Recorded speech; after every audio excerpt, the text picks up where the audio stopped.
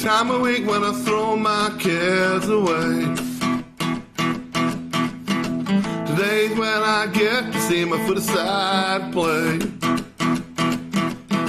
The boys and girls on my team never yielding, chasing that premiership dream.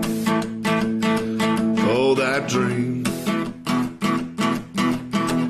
Watch them run, chase and give their all in the quest to win that important ball.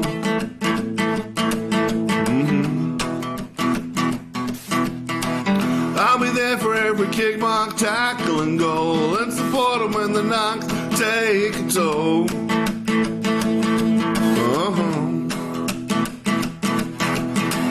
Doesn't matter if I'm a ram, a devil, a buckaroo, a brooker, or from the woods. My team will always come up with the goods. So with the team that fills my heart with pride,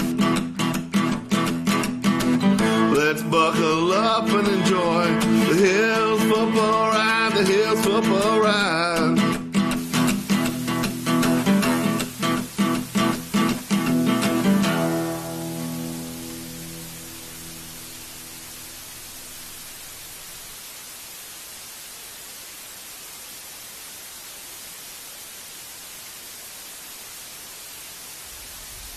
Call to Wild. We've come over today to the Kersbrook Oval and been lucky enough to be joined by one of the hard-working members of the Kersbrook community, James Zanfopoulos, the Vice President. James, good to see you, mate. You too, thanks for having me. Thanks for joining us. I know you're carrying the weight after the President decides to head off elsewhere. Good luck to him. So, James, brilliant day out here at the moment, and the Oval's looking a treat. Yes, yeah, we are. We're pretty lucky here with what we've got. The Oval's pretty well our pride and joy here in Kersbrook, yeah. Well, remember the old Oval that used to be, yeah, that's going way back in the bow and arrows days. So just your involvement, how long have you been involved with the Kersbrook Footy Club? I've been around the place for probably up to about 12 years, I think now, maybe 10 to 12 years, yeah. So I started off through the juniors. My son came up here. Yeah, of course. Friends with the Jameses. So. Yes. And, yeah, really enjoyed it. So I got on the junior committee. And then sort of, yeah, I guess over time just was asked to be a bit more involved with a little bit of my background with business to try and help things out. And, yeah, so over the years just got more and more involved and taking a bit bigger role on now. And obviously trying to help Morse out, so to let the guy go away and have a holiday. Yeah. Because it is well deserved. But, yeah. So, yeah, just trying to, you know, I think it's one of those places where it's good to be a part of and we love helping each other. So I guess, you know, the roles we all do, sometimes they're, I guess, not as rewarding, not all the jobs, whether it be on the gate or maybe a timekeeper or something, but absolutely. The jobs have got to be done. So, yeah. I think as we find on the Call to Wild, particularly going in the Hills Football League, the country division, just a real community feel within the clubs. And as you said, obviously Kersbrook, one of them, you just have to look around. Of course, the project that went into building this oval so many years ago, and of course then they had to redo it with the surface, with the salinity. But as you said now, we've had a couple of grand finals here, so obviously it's one of the best venues in the Hills competition. Yes, yeah, for sure. Yeah, we're probably our success hasn't helped us always hold the finals. Yes, of course. Yes. Being where we've finished on the ladder, but we're definitely. I think if there's a facility available, it doesn't matter if it's wet or dry. This is sort of a really good, option for the Hills to have. So yeah. And we did a bit of a pre-match wander through the facility here. The club rooms are probably among the best once again in the Hills Football League, and just a real community spirit. And obviously it's used for a lot of other groups besides the footy. That's right. Yeah. We've got a tennis club through here, a pony club. Pony club. Yeah, pony club. Right. So there's a bit of it is a very community orientated sort of place, and a lot of the members and a lot of the people around are involved in those various organisations as well. So yeah, it's probably with the heart and soul of Kersbrook as a community for sure. Yeah. Now the footy club obviously missing out the finals the last 2 years, which is something unheard of for the Brookers. I think be one of the most successful clubs in the Division 2 or second tier competition, given the amount of male medals and also premierships. So today is a very important game, playing the Lions, who haven't won a game. But it's such a close competition that even a win for them will put them back into reckoning. So for the Brookers today, this is the old cliche 4-point game, I think, to lift up the ladder. Absolutely, yes. I think we're well aware of how, what sort of game this could be. We would expect Torrens Valley to come out all guns blazing, to be honest, because it could be a bit of a do-or-die game for them as well. So I think the coach we've got now, he's all over this sort of stuff. So and loves a challenge. So I do think I hope we're ready for it, because like you said, it's a really important game for us as well. We had an early loss, I guess, against Burwood, which we were pretty disappointed in. We've been able to turn that around a bit since then. The gum game didn't quite go to plan, but I think we're in the right direction. We've had a couple of lean years, and it doesn't go down very well here. So we are trying to turn things around. But pretty happy with the direction at the moment. Of course, it was once in a 100-year situation where you won the centenary flag. Of course, under a lot of clubs get the opportunity to, but don't actually fulfil that. But of course, under the great Brett James, and then Lockie Peter, who probably had a bit of a tough gig because of retirements and etc. and doing the job the last 2 years. It's good to see he's back out there playing and playing very well. So Kane Powers, who's a club stalwart, of course, a triple medalist here, taking over the major role. How have you found him? Look, he's amazing. I think he was involved with the junior program before that, wasn't he? Yeah, that's right. That was where I came through as well. I worked with Kane a few years as well. Just seeing how Kane applies himself to the positions he does, it's so easy to get involved with it. He's very passionate. He's very much about the community and getting behind the club, not just in the football, about involving yourself, about helping, and in all ways. And he's the guy. He's still there in the morning cooking bacon and egg rolls and stuff like that. His wife's in the canteen today and sets it up. It's like I said, it's very family and community orientated. But look, for me, I was really keen to get him involved in the senior group. Like I said, Lockie, it was hard for Lockie as well because of that transition period. It was always going to be tough with Brett leaving. But and look, we were really happy with what Lockie did. A lot of the stuff that Kane's doing now is still rolling on from what Lockie sort of implemented as well. So that's been really good. But, and like I said, now Kane's just working on getting that buy-in from the group. And just it's a bit of a rebuild, but look, we're getting some good results and we're starting to see it. So. Also, James, it was good for the country division because you're having a viable Colts competition, because obviously Kersbrook, I remember one year actually you won the senior Colts and didn't have a team the next year. That's right. And there was sort of a few other clubs drop out, but as we've seen today, there was 2 Colts games early in the morning, so that's good for all the clubs involved, isn't it? That's absolutely, and that's good for our senior group going forward as well, because we're aware that obviously that they're going to be our next senior players. We're getting some good kids coming up from the local sort of Teacher Gully, Golden Grove sort of area and Modbury, which is they're really enjoying it, and the feedback we're getting at the moment is they're loving it. So they're loving not just the football, but the involvement and the feel, the country sort of football feel. It's not a bad standard. It's actually like, we're going all right.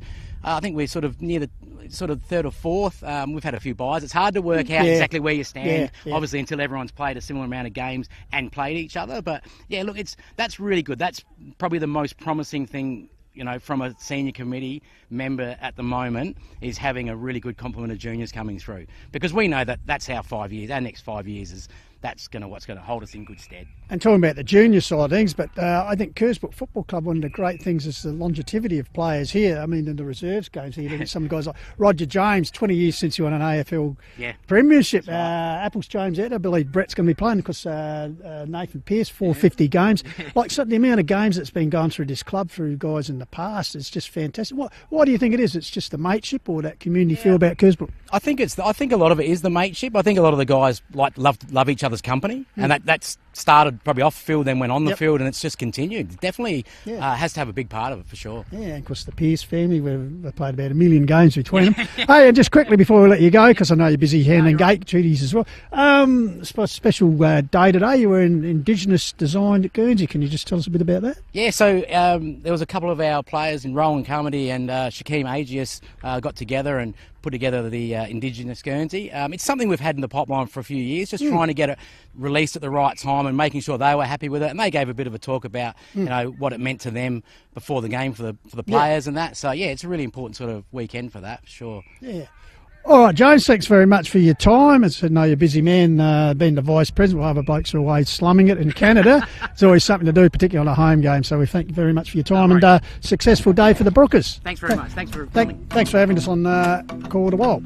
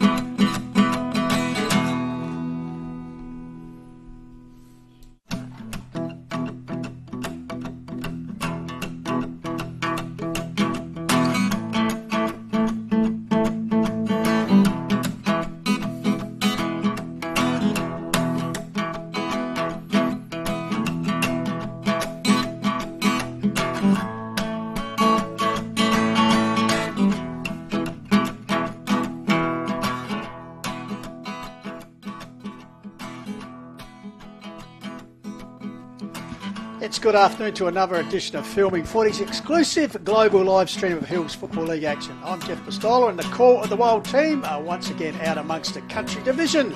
Today we're at Kersbrook for the round 6 clash between the hosting Brookers and the visiting Torrens Valley Lions. Once again, we're coming to you through our Call of the Wild stream media supporters, of course, Filming Footy, Sports Interactive, Dartfish, and HFL partners, naming rights sponsor Work Locker Mount Barker, Closey Supermarkets, Sports Power, Sharon, the Courier Newspaper, Think Road Safety, and Sports Centre. And of course, as usual, the valuable sponsors of the respective clubs. We'd like to pay thanks to for Kersbrook, Adelaide Hills Funerals, Adelaide Retaining Walls, of course, they're the Oval Rights naming sponsor. Mornteen, The Gully, 23, and for the Torrens Valley Football Club, Auto Masters, First National Real Estate Murray Bridge, Gutter Tech, Hughes Construction Co., Matt Wood Plumbing and Gas, and Thornby. And as usual, producer Tommy Hills is in charge of the panel. And we welcome young Hudson Martlow again behind the camera. He made such a great debut last week, so we've got young Huddo bringing all the great vision here this afternoon. Now, the team is a bit depleted this round due to other assignments, but we have been able to adequately boost the numbers, and it's a big welcome on his Call of the Wild debut, past Torrens Valley and Hills representative Key Ford, I must say, Harry Simmons. G'day, Harry. Hello, Jeffrey. Thank you very much for the invite. I really appreciate it. Really looking forward to this game today between Kersbrook and Torrens Valley. Big game for both teams. Kersbrook looking to cement a place in the 5 and be the top 3 credentials if they win, and Torrens Valley, well, they win.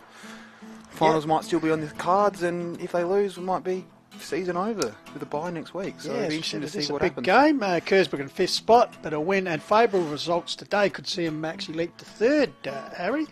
And as you said, the Lions desperate to turn around early season form. 5 starts for 5 losses. So as you said, 2023 elimination finalists and another defeat today could, early in the season, it's only round 6, but makes for a long campaign, doesn't it? Long way back. Yeah, with plenty of buys too with the depleted country division, so it'll be very hard for them.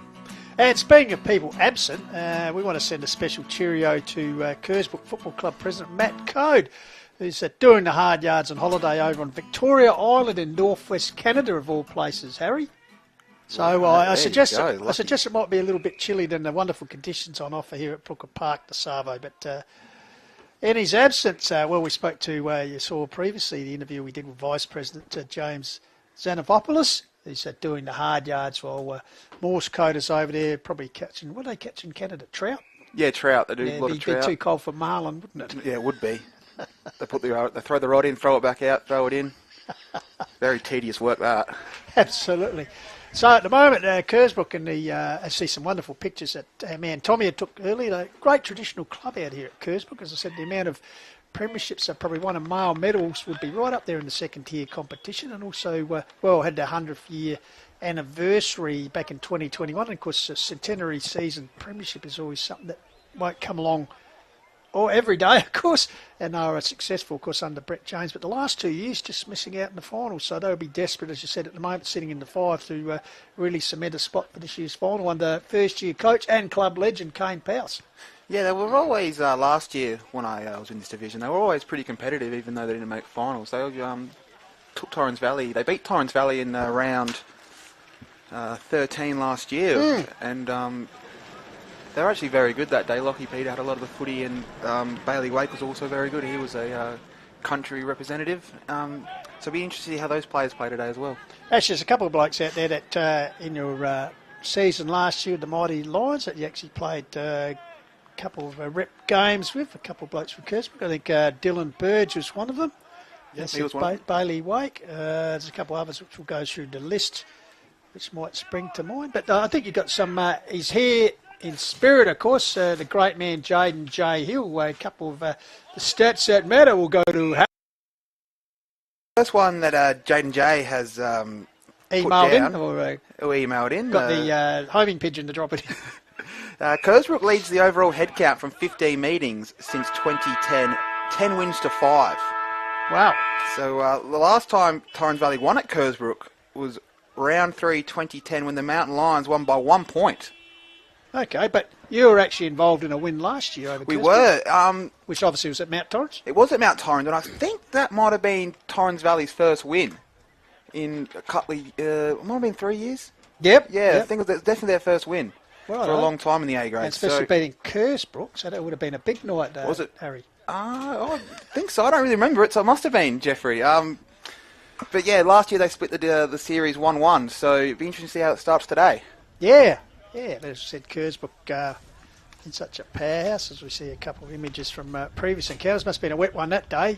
Actually, if you're lucky enough, Harry, I don't know, you might feature in some of these. We'll see they are about legends. So I don't think I'll be in there if there's legends, but and your good self, of course, returning to much travel because Mount Lofty originally, and down to Strath for a while. yeah, Torrens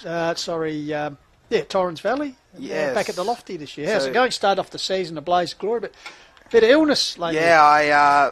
I was leading the B grade goal kicking, Jeffrey, for all of 1 week, and then that's all you got to do. yeah, I had a bit of illness for the last few weeks, so I haven't been able to play, which has been disappointing.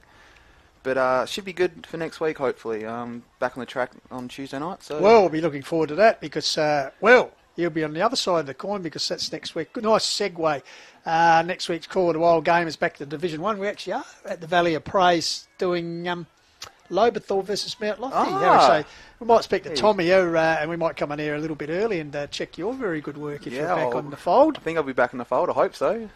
See how we go. Yeah, but in your time at Torrens Valley out there, like a club that sort of bats above its weight, I suppose, has been under threat, as we know, had the glory years and then came up to Div 1 and were competitive and actually played off in the grand final. In fact, led Harndorf at three-quarter time in the grand final.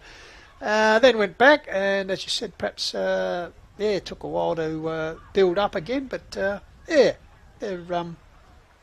battling on as they do. 100% they are. And Director of Coaching Adam Penny and the K-grade coach Adam Penny and Shannon O'Shea, they're putting a mountain of work here to get this club back to where it needs to be. And they've done a terrific job. And I really like to see Torrens Valley do well because they are a great football club. And I really like to see them do well. Yeah, like a lot of tradition, as we say, the former Mount Pleasant Footy Club and, of course, the Mount Torrens Bombers. And we did actually have the pleasure last year of venturing out to Mount Pleasant when they played a game out there. I think it might have been the Burwood game. Did. And that was old Mount Pleasant day, and had some of the greats. I think we had the great Peter Vivian on, who went on to still holds the records at Central Districts, 306 games, I think. Of course, Ian Crone, who was a state fullback, they all started their... football career. Ian Crone actually at Eden Valley, the little hamlet of Eden Valley, had a football team back in the early 60s. And of course then they amalgamated with Mount Pleasant. But just great. And as I said, some of the stalwarts, clubs might have highs and lows, but it's just great feels. We spoke to, James X, if we can use that name, about the feel of community football. And you would have noticed that, as we said, about Division 1 clubs perhaps don't have the same feel sometimes as the little community clubs who really love, like good crowd in the house today. Yeah, great crowd in the house today. Plenty of people out at Kersbrook. And what I noticed when I was at Torrens Valley at presentation nights after the games, there was plenty of people. And that's more, they're all jammed in like sardines. So, but back to Mount Pleasant Oval. They're back there in a couple of weeks. They've moved on from Mount Torrens, Torrens Valley. So they finished their stint. At Mount Torrens. They said they played at earlier games, perhaps because it gets a little bit boggy. Well, they were absolutely blessed with the weather this year, weren't they? Well, as we look across here and some wonderful photos young Hutto was taking already. Kersbrook Oval, as we discussed with the Vice President, since they built this facility, it's right up there as, obviously you've played out here. Yeah, I've got many great memories here at Kersbrook Oval. They had a bit of problem when they first built it with the salinity in the soil and had to reseed it and everything, but it certainly is a premier venue at the moment. Because we talked about their special Indigenous jumper they're wearing today, so you can just see the guys gathering for a memento shot of it. So, Torrens Valley's wearing their Anzac Day kit too. Ah, righto. So that's their Anzac Day kit, the white with the blue and the. And of course, and the Indigenous round, I know that they've been a very strong part of it in their club history, Torrens Valley, with the Indigenous players. Yeah, Mike Mueller, he's a phenomenal bloke, phenomenal player. He still goes around. Little back pocketer, and he racks up touches left, right, and centre. So it'll be interesting to see how he goes today. He could be on for the Archies, the most effective player. Well, Very good segue. He's learning quickly, Tommy, around rookie boy. Of course, most effective player today gets the iconic Darkfish beanie in the pair of Archies. Can you tell us a bit about the Archies, Harry? Yeah, Archie's arch support thongs look just like normal thongs, yet provide important structural support, providing comfort never before seen in a regular pair of thongs, as endorsed by brand ambassador, Richmond legend, closing in on 300 games, Dustin Martin. Well, Dusty, and of course he could have been with your favourite AFL team. You missed out on that one because the mighty Kangas. Well, missed out on a lot of players, Jeffrey. Andrew Gaff, Jason Hornfront, missed out on plenty of them. Well, Harley Reid. Yeah, Dean Laidley. Now, the snag of the day, of course, is for the best goal, and that's the prize that everyone's looking forward to, besides the Archies, because $25 voucher. We thank our friends at Lowe's Meat Company, the family-owned and operated butcher shop in Mount Barker Village. Expanded their traditional offerings, so they offer a startling range of takeaway food, Harry, headed by store-made pies, hot roast rolls, headed by pulled pork. All produce is sourced locally for the locals, where quality of our product is never ever compromised, a bit like yourself, Harry. Make sure you support Lowe's for all your meat needs. So we thank them very much for the Snag of the Day award. And I tell you, there's been some absolute crackers, about 3 or 4 nominations per game. So it's going to be, you're in the hot seat today in place of Jade and Jay to pick the recipient of that. So, yeah. And, big shoes to fill with Jade and Jay. There is. Jade and Jay. Sunning himself in Melbourne at the moment. Kersbrook won the toss, by the way, and chose to kick to the left of the screen. So left of screen, or the Mount Gould end, known geographically, and that'll be the Torrens Valley Lions going towards the town end of Kersbrook, as Harry pointed out, the right of screen. So just about all in readiness shortly for this round 6, very important game, as we said. Torrens Valley, can they get on the board? But one thing that's hurting them, I think it's their reserve side, as we saw, have another. Although they kicked a few goals today, and it's probably one of their better performances for the year, by the looks of it. But just the depth worrying the Lions with their injuries and unavailability. So we'll see how they man up here today, because there's nothing like with the backs to the wall to make a side really come out. No, well, with Tyson Rickstein, we'll shout out to him, played his 100th game today in the B grade for Torrens Valley, and he's about to play his 101st in the A grade. Well, he'll on that ratio, he'll be chalking up to 200 pretty quick. Yeah, he will. So 100 really games for the Lions. So well done, Tyson Rickstein. So it's good to see Lucas Blickarbs back in the side. Yeah, he's going to be big today. Up forward in the ruck. Nice vertical jump. Nice leaping mark. Good kick at goal. So look to Torrens Valley to use him a lot. So teams just going through their final. See Kersbrook there getting around each other, just emphasising this is a game we've got to win. As we said, they could jump to third on the rankings, and similar down the other end of the ground, it's the Valley Lions just getting together. Hey man, Hutto all over it. As you said, good crowd in the house here. Why not? How's this weather, Harry? Like, here we are mid-May. And I know it's 27 days without rain in Adelaide, but fantastic. As I said, you can see the ground surface. It's absolutely superb. So, well, we've actually been blessed for the last 6 weeks of the HFL season weather-wise, Jeffrey. Yep. I can't remember a drop of rain on any of those days. And I looked at the 14. So apart from being crook, you would have been at every training session. No. I know you're not a big track horse in the wet. No, I was on the couch not moving for a long time. But no, it should be good weather today, and I looked at the 14-day forecast, and it looks pretty decent for the next 14 days too. So we might get a few other nice Saturdays coming up too. Fantastic. Maybe next week at Lobethal. Yes. Well, just your type of conditions. As the big man returns to the fray. So, call the wild, just about ready out here at Kersbrook. I'll give it its proper name, Adelaide Retaining Walls Oval.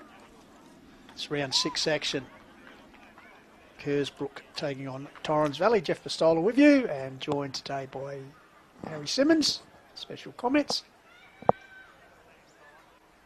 So it looks like Cody Griffiths will be leading the ruck for the Brookers, the big fella. Looks like Isaac Binder for Torrens Valley. Yep, Isaac Binder. Rob Young's in there, Speedy Gonzalez and Ned Grieve.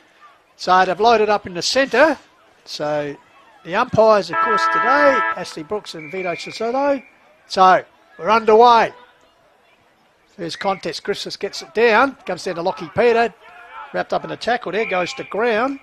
In the centre of the immaculate Kersbrook Oval. So the umpire will come in and another ball up. So Griffiths tap down. Wants to get it ground level. Handball out underground. Comes out here to Gonzalez. Nurses the kick forward. Finds Nick Ingram, the comb-over man. Crossed over from Harndorf. Of course, spent a season at Warwick Nabil last year. Goes for the forward pocket pass. Couldn't hit the target. Here's a chance for Kersbrook to lead through Jacob Pearson. Another little dinky kick up the line. Put his teammate under pressure, but took the mark well. Off he goes. That's Sam Bradford. Nurses the ball forward. Finds a teammate there. And Tyler Wesley. Wesley's got a lead up forward. Kicks towards the pack. A good defensive mark taken there for the Lions. Waste no time, put it out wide. Out here finds Josh Penny. So outstanding young Mount Lofty Junior. Josh goes underground, finds Gonzalez, the speedy one. So half-back flank area, the Lions. Early stages of the game. A few Lofty Juniors linking up there for Torrens Valley. So, further kick up the line. Oh, it could have been infringement, no. Said for the umpire. Leading on the back there was Brodie Haylock. Who was a Hills rep last year with you. Very nice player. Fed you very nicely, Did. Harrison, in that rampaging goal performance for you.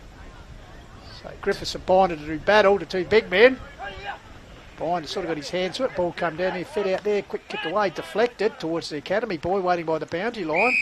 Where he puts the hand up and signals touched over the line. So we'll have another ball up. So just coming out the 2 minutes gone here on the call of the while, coming from Kersbrook this afternoon. The Brookers taking on the Torrens Valley Lions. So Griffiths, Binder, Griffiths. Binder gets front spot, nice tap down to Yord. Matt Penny gets a bit of a barrier to barrel up the line. Here's a chance for Blickards. Could have been French, no. Goes to ground there, handballed out by Jacob Pittman. Up the line is Rob Young when the Stalwarts have got a bit of improvised soccer. Gets the ball forward and taken here by Bailey Waite. Successful under-14 premiership coach last year, young Bailey. Good to see a young man taking the reins of a coach. Gets the ball up further field. Big man put his hands up, was Binder. But the mark taken by his teammate there in Josh Cox. So Cox ball across the centre of the Lovely pick up, ground. Matt Penny. A bit of class here from Matt Penny. It's much travel. Peak, Loxton. Adelaide Uni. Uni. Yeah. Here's the man we spoke of, a Your man. Matt Penny, sweet performer. So high kick forward and for the tall timber lumbering out there. Will it reach him? Lovely Yes. kick. Juggling mark, just timed it well. And Bennett Wood. He's almost got the distance Second here, game, Bennett. Wood goes towards the teeth. Does Goal! I tell you what, Bennett Wood. First goal with the game, 3 minutes in. And an early contender. A snag of the day. It is too, Jeffrey. The B grade best on ground in the grand final from Mount Lofty in 2022. He's got a lovely left foot, and you saw it then. Great build up there from Torrens Valley. Lovely kick from Matt Penny. And then Bennett Wood rolls around on the left peg. Looks like he was trying to set it up a little bit, but Favourable bounce there too. he's got a lovely kick, Bennett Wood. Lovely kick. So as you said, a few ex-Devils out there this afternoon. Of course, they had a Penny to coach. He's also involved back in the day. So umpire Sikotsi set him underway once again. Binder. Griffiths doing battle. Ball third out there. Scrambling play trying to get it clear. Kick smothered there. Getting involved there was Tyler Wesley for the Brookers. Good strong tackle applied there. By Matt Penny. Doing it all at the moment for the Yor. So once again, ball up. The big man Gabba. Ball comes down. There was Penny once again. Drags his opponent to the ground. Man possessed. He's been incredible so far. Really winding back the clock early. Can he keep up this tempo in these warm conditions? We'll have to wait and see. With a long sleeve on as well, Jeffrey. Yeah, characteristic. Comes out threading his way through. There was Ingram. Gets it back here. Ooh. Watch Penny get involved. Caught up there was Gonzalez. Penny, Josh Variety following up. Ingram again gets to a teammate. I think that was Josh Cox. Out wide towards the coaching box side in the shadows. Puts it forward. Wood Coming again. out once again is Wood, and he's certainly making a presence in his second game in the tricolours. Really nice mark, nice Dukes extended. Lovely kick to him as well. As I said before, he's got a lovely left foot. He's definitely got the distance from here. So already on the board with a goal. So the chance to kick his second goal in 3 minutes. Bennett Wood. The distance, not the accuracy, is the diminutive academy boy. In the shadows there, signals out of bounds. On the full side will be Bailey Wake.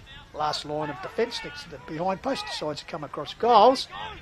Picks out a teammate there. Then Regan Moyne, experienced competitor, past premiership footballer. So Moyne chips it up the line. Possession football here. Brooker's ball taken there by Sam Bedford. His first year. Oh, lovely tackle. Victorian Amateurs. And caught got his the handball. ball there. Got his handball, the umpire said. He's backing up. It's Bradford quickly. Makes up for his mistake, but only as far as Gonzalez. It could be whether, no, he decides to go short, but probably he'll fade as the veteran Matt Gardner, the skipper. Chips in and puts it up here, and honours the lead there of Ben Powse. Powse. Great name out here, of course. Football-wise. 2-1 there. Oh, good work for the Brookers there by Agaratis. Kept the ball alive. Yeah, perhaps Gonzalez, proven goal kick, perhaps could have gone back and maybe had a ping there, but chose the short pass. But yeah, I think his distance was just right, a little bit above his distance, so... crashed through there. Probably not the right kick, though. Would have gone probably top of the square to where Blitzars was. It's Dylan Burge, former Broadview boy and Hills League rep last year. So Ruckjul Binder just wrestles his opponent out of the way. Ball comes down. Going to ground there. Good tackle applied there. Gonzalez. It's actually Kersbrook's where we played 6.50, and this is Kersbrook's first inside 50 for the game, so let's hope they make it pay here. Okay, ball hacked forward. Leading the race for ball, nicely controlled there. Once again, resilient defence from the lines, tips the ball up the wing, spills loose, gathered there. So, almost to the edge of their attacking zone, but going back and taking a very good mark. Regan Moyne, as I said, plenty of experience there, chips it across here to another experienced man in the skip in Gardner. He'll go wide out here. Ball sits nicely for the teammate there in Pearson. Jacob Pearson puts it out here and finds Lockie Peter, the past medalist, 2019 medalist, of course, coach the last 2 years, playing coach. He'll go forward in the box seat there, over the back, off flashing on the ball. Nicely grabbed there by Sam Bradford. Has a shot at goal. Got it. Wait for umpire John McDonald, puts up the two. So Sam Bradford countering goal there, and I tell you what, that's equally as good a goal in the race for the snag already, Harry. It was a good goal. Nice little finish on the run. Kersbrook were threatening there, so it's good they got the goal. So Sam Bradford.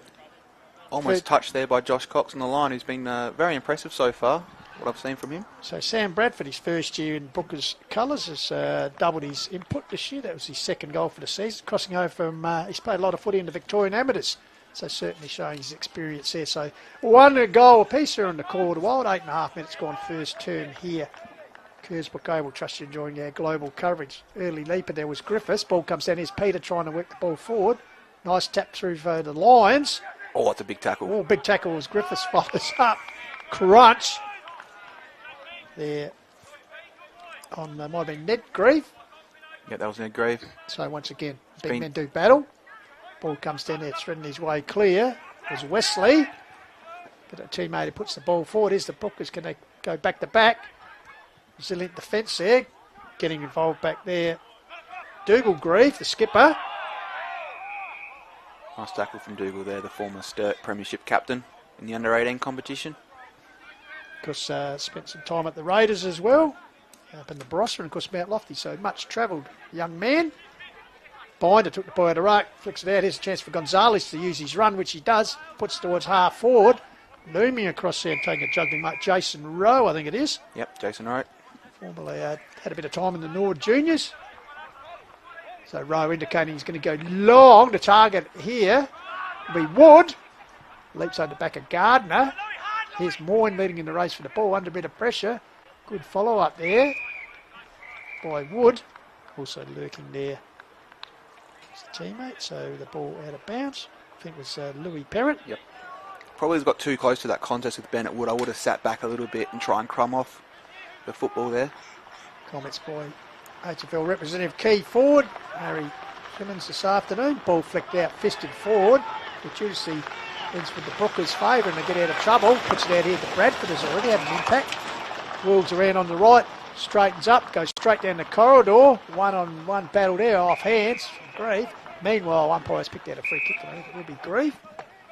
He's already a tower of strength in defence for the Lions. Meanwhile, the umpire has signalled. Perhaps it's downfield or what's... I don't know, the wrong man's, looks like it might be our man, the Viking. He's going to take the kick, Dylan Rowe.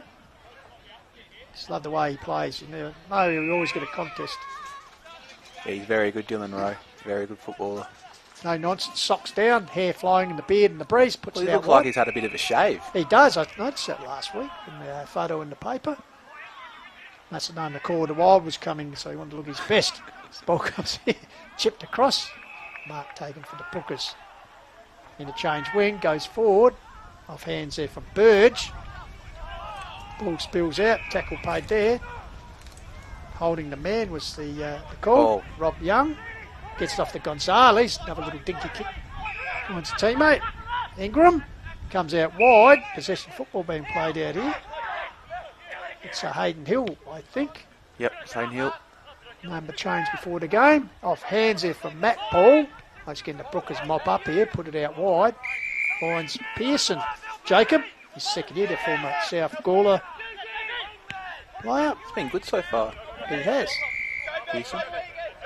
So Lockie Paul, another who's been good in the early stages here in this round 6 country division game at Hills Football League, puts it forward. Pack sets himself, coming out there. Wesley got his hands to it, goes to ground. Ball held up, big binder getting involved at ground level, just a long way down for the big man. Fed out here, kick around the corner from Ned Grieve. Offensive work there for the Brookers, pushes it through, comes through was Wake. Oh, good attack on the ball. Bounced off him like a cork in the ocean. Ball comes up forward to Matty Paul. No one deep for Torrens Valley, has to wait. Held up. Blitzard's running back now, trying to create a lead. A lot of separation. Oh, bit of lack of talk there, but here's a chance for Torrens Valley to finish off. It's missed. A bit of push and shove behind the play.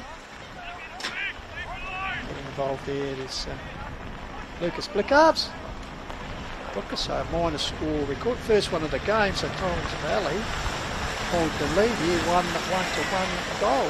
Played just under 11 minutes here on the Call of the Wild. Just enjoying our global stream on filming footy. So Brookers bring the ball out. One thing Torrens Valley's done well to start the game is really their zoning off when Kersbrook are coming out of defence. And there's a perfect example. Yep, so nice interception there by Josh Penny. Penny goes short and honours the lead. Fumbles, dropped what he should have taken. Was Wood, this way, that way. Gets onto that favoured left foot, puts it forward, bouncing ball. Nice gather there for Torrens Valley. Going to ground, good pressure once again applied by Moyne, I think it was. It was actually Josh Pearson. Gives it across to a teammate, so the Brookers out of trouble through Wake. Puts the ball in front of the members' pavilion. Out over the boundary line. So umpire paying a free kick there, so ball quickly brought back in. Gonzalez already knocking up the stats, gets the handball across here to teammate at Hill. Oh, Parent. Should have gone harder at the footy there. Oh, scragged there was Matt Paul. Made sure the umpire saw that one. Bit of experience there. A former Harndorf player, also spent some time in North Adelaide Juniors. So Matt Paul. Just one goal for the season. Think he might be beyond his distance here, Harry, or Not sure. We'll find out though, Jeffrey. Not a lot of people on the goal line for Torrens Valley, so sets on its way. definitely got the distance. But not the accuracy. So 1-2, Torrens Valley Lions. Kersbrook one behind here. Midway through the opening term here. It's round 6 and counter. Vital points on offer for the Brookers to move further inside the 5, and for the last year's elimination finalists, Torrens Valley, the opportunity to get their first win on the board after 5 frustrating weeks of losses. They've gone to man on man now, Torrens Valley. After a horrible kick. Regan Moyne just hangs his head down. I think he'd want that one again. I don't know if that'll be in the highlights package later with Tommy. So Resultant free kick to Jason Rowe here.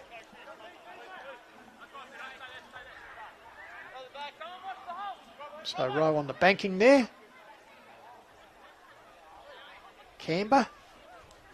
So sets it across. I tell you, that's snag of the day. I tell you, That's a that is a magnificent made him pay in the best possible way. Rowe, a great angle goal. Just after 15-minute mark. So, Harry Simmons. That was a lovely finish from Jason. Oh, he missed. Did he? Oh, there, yes. Maybe they were trying to suck the umpire in. Yeah. Celebrated. Yeah. Got us all full, Jeffrey. We were all full. We had him in snag and everything. We'll take that back. Put the voucher back in your pocket. So, Matt Gardner with the ball. So, 1-3 plays one behind. So, Hopefully that voucher doesn't leave my pocket as I'm driving out of Kersbrook tonight, Jeffrey. absolutely. Barbie at your house. So, big leap there. Ball spills over the back of the pack. Here's a chance for Bradford, who's been very impressive already. Coming on, good attack on the ball. There was through Hill. Hayden Hill for the Valley Lions. But meanwhile, Free kick, Bradford Bradford. gone. So Bradford wastes no time, puts it further afield. 1-on-1 contest up there. Lovely work from the Dylan Rowe there. Yeah, the Viking too to beat. Also, socket off the ground there for a minor score. So Kersbrook's first behind in the afternoon. They're 1-1, 1-3. Josh Cox on kick-outs. Just wait and check Torrens that score, Valley. whether it was there. It is 1-3, correct. Just going to say that wasn't a free kick. I'm pretty sure it was a point from that shot by Rowe. So bouncing ball, centre wing area, members side. Ball comes out, taken here by Crook, I think that is. Wearing a different number than he was allotted. Comes to Peter, goes further inside. That's a good lead. Nearly a very nice good pick-up, though. Yeah, just like you in the cricket, mate, in slips or behind the gloves. With the gloves, yep. It's actually Agaratus there. Just quite couldn't get his hands under it. So boundary throw in the big man Gabba. Doing the ruck work there is Birds. Big man Binder wins. Followed up there by Wesley. Bundled out of the contest. Paul with the handball gets to Gonzalez on the left. Puts it up in front of the Brookers coaching box. Leap over the back. Chain of handballs over the top there from Robinson. Ball holds up over the top, but one grab, two grab, defensive mark taken down there. Josh Cox Cox, again. yeah, in the sleeves. So, Lions out of trouble. Good ball in the centre of the ground. Like their commitment here to Lions. Oh, But that occasion, the ball picking out Josh Pearson. South Gawler recruit, gets it out wide. Finds Lockie Peter. You know, he'll use the football, which he does as he chips it up the line, finds the lead of a teammate. So the Brookers, another pass up the line.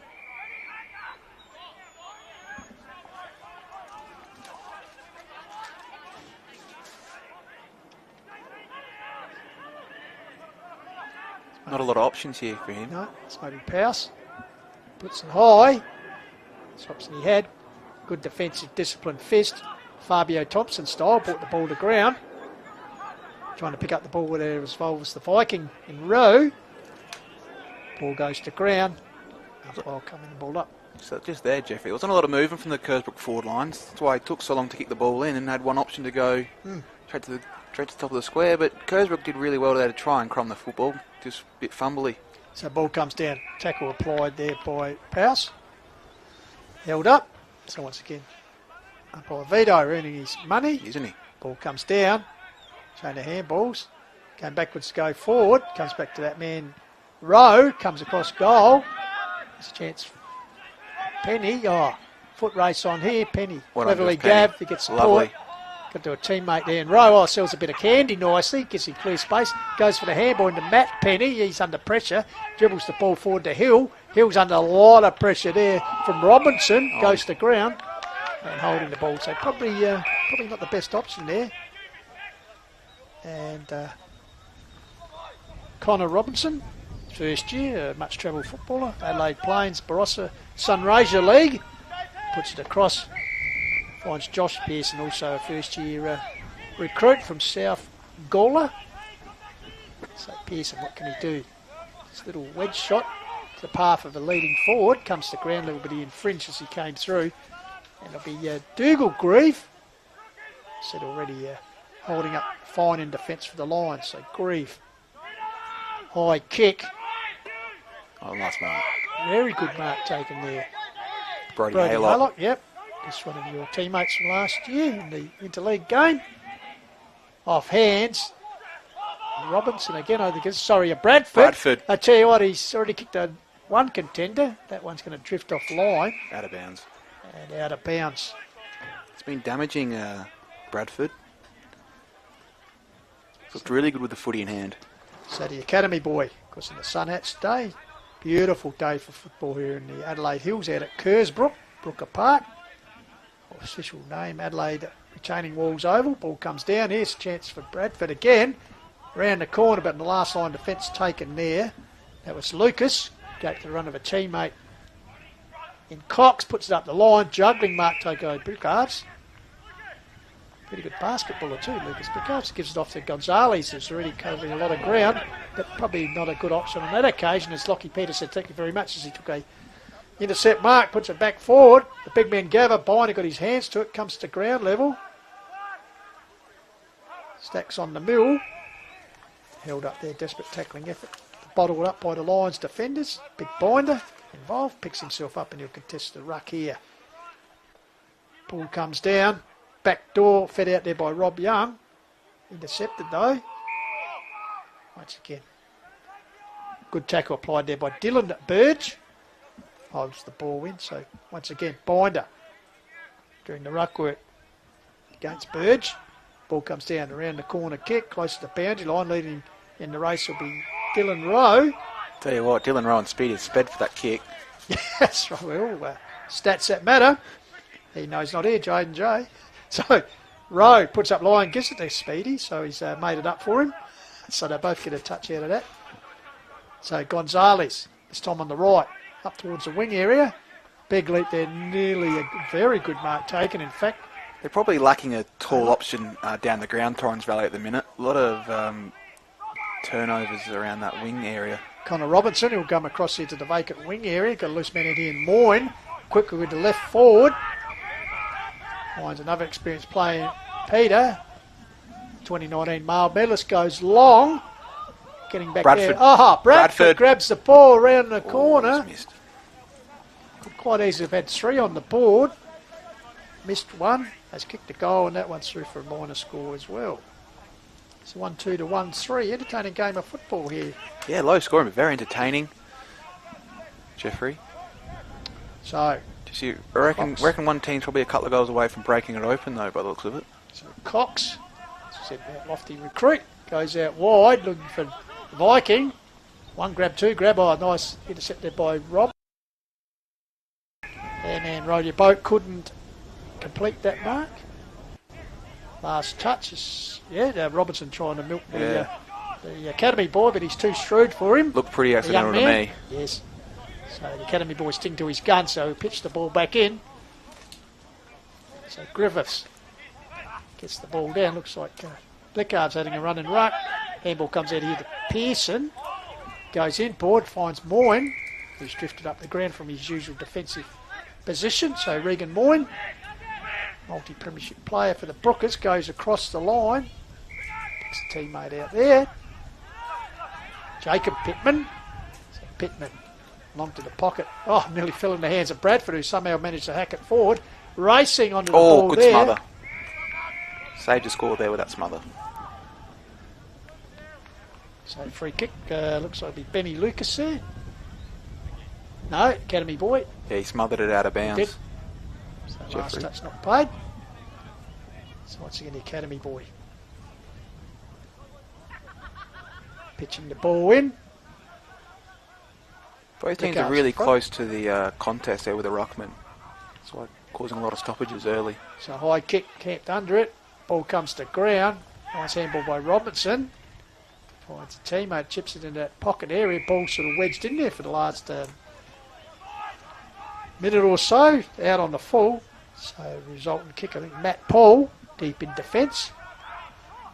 So what's on offer? Signal he's going to go long. which he does. Puts it up towards the wing area. We need a mark here for the Lions. Good spoil from behind by the Brookers. Well snared there by the Brookers as they come back inside 50. Couldn't quite get his hand. Here's Grieve.